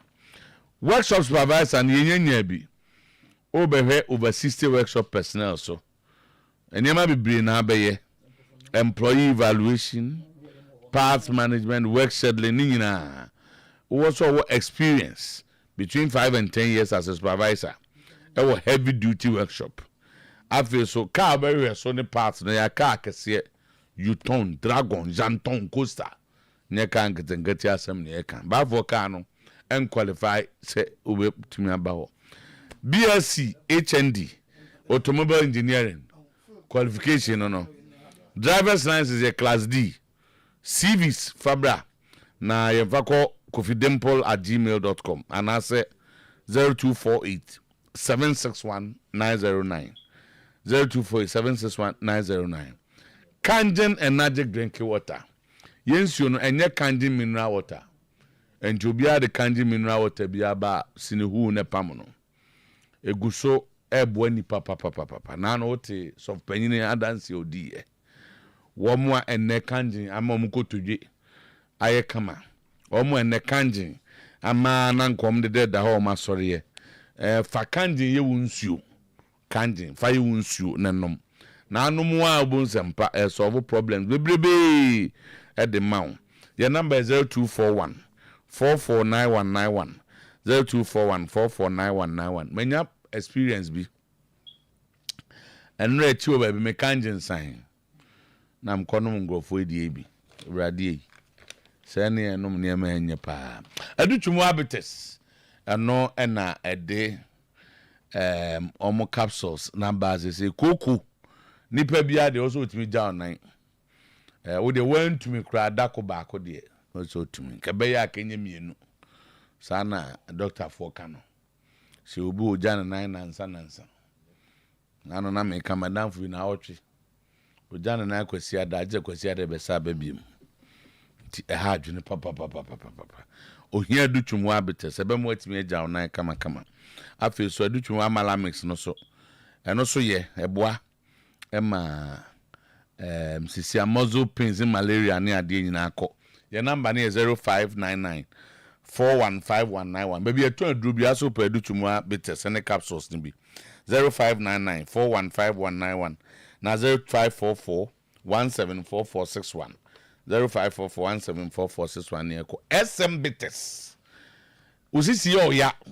anasa wo low sperm count ana ujeje mu ntem unsane wo ntem wa enye ana uni atenka to de oto da mini atenka saa na adidi nsemu no patchop SM bites ne bi eye mame eye ma wo eye ma obi amema no manom ne mu mema pa de eye sisi ho adwuma no na ema hu sane no atwekwa akiri na nka hu sane mitimi eno ne miensa onum esema ebe community dunum na chese adwuma a wo ya na wo ye afi so be mo anya atenka ti na akọ ho na nsa na nan ya yeso be kọ ho anopa anwumre ewi akra hwa be kofi akọ ho aba se ne ma wo wa ti bomode person bites ne bi e number 0243 ye kan fan serious nyesa agro ne yedi 0243 989368 0243989368 and 0201 44221 Super Lovec phones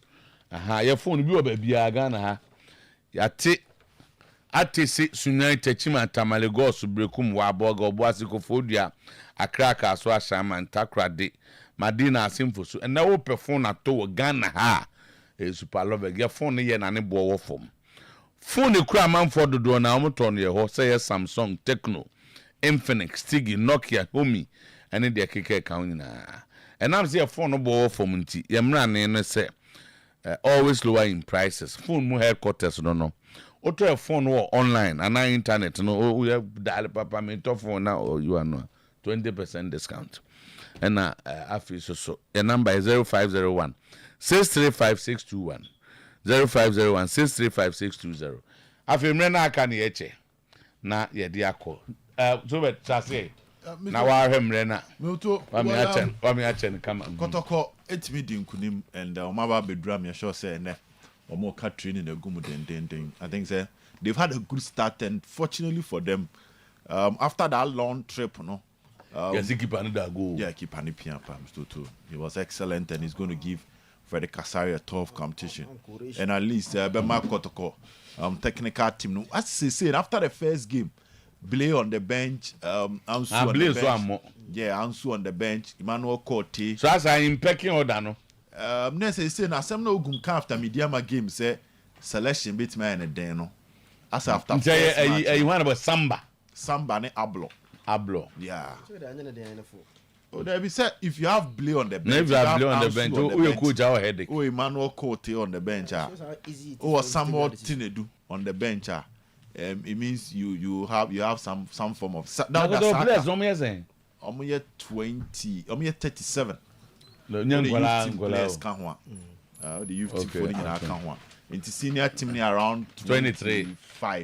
I think it's 23. It's gonna Vini Mbappe so work permit aba. Vini Mbappe. Always explode. Oh, okay. Vinicius Mbappe. So wisdom pass. Alias my style is Vini and Mbappe. No, because of the style Vini. But I know the no. To Kotoko Asumjo. Perform ko ya Saturday as Vini Jegu. And now to we so no. And now some boys who are tremendous, they will be relaxed. Okay. They can train well. So I know some bomb match view. Yes, it's Sunday or more friendly people. Okay. All right. For the team. And Captain time now more news with the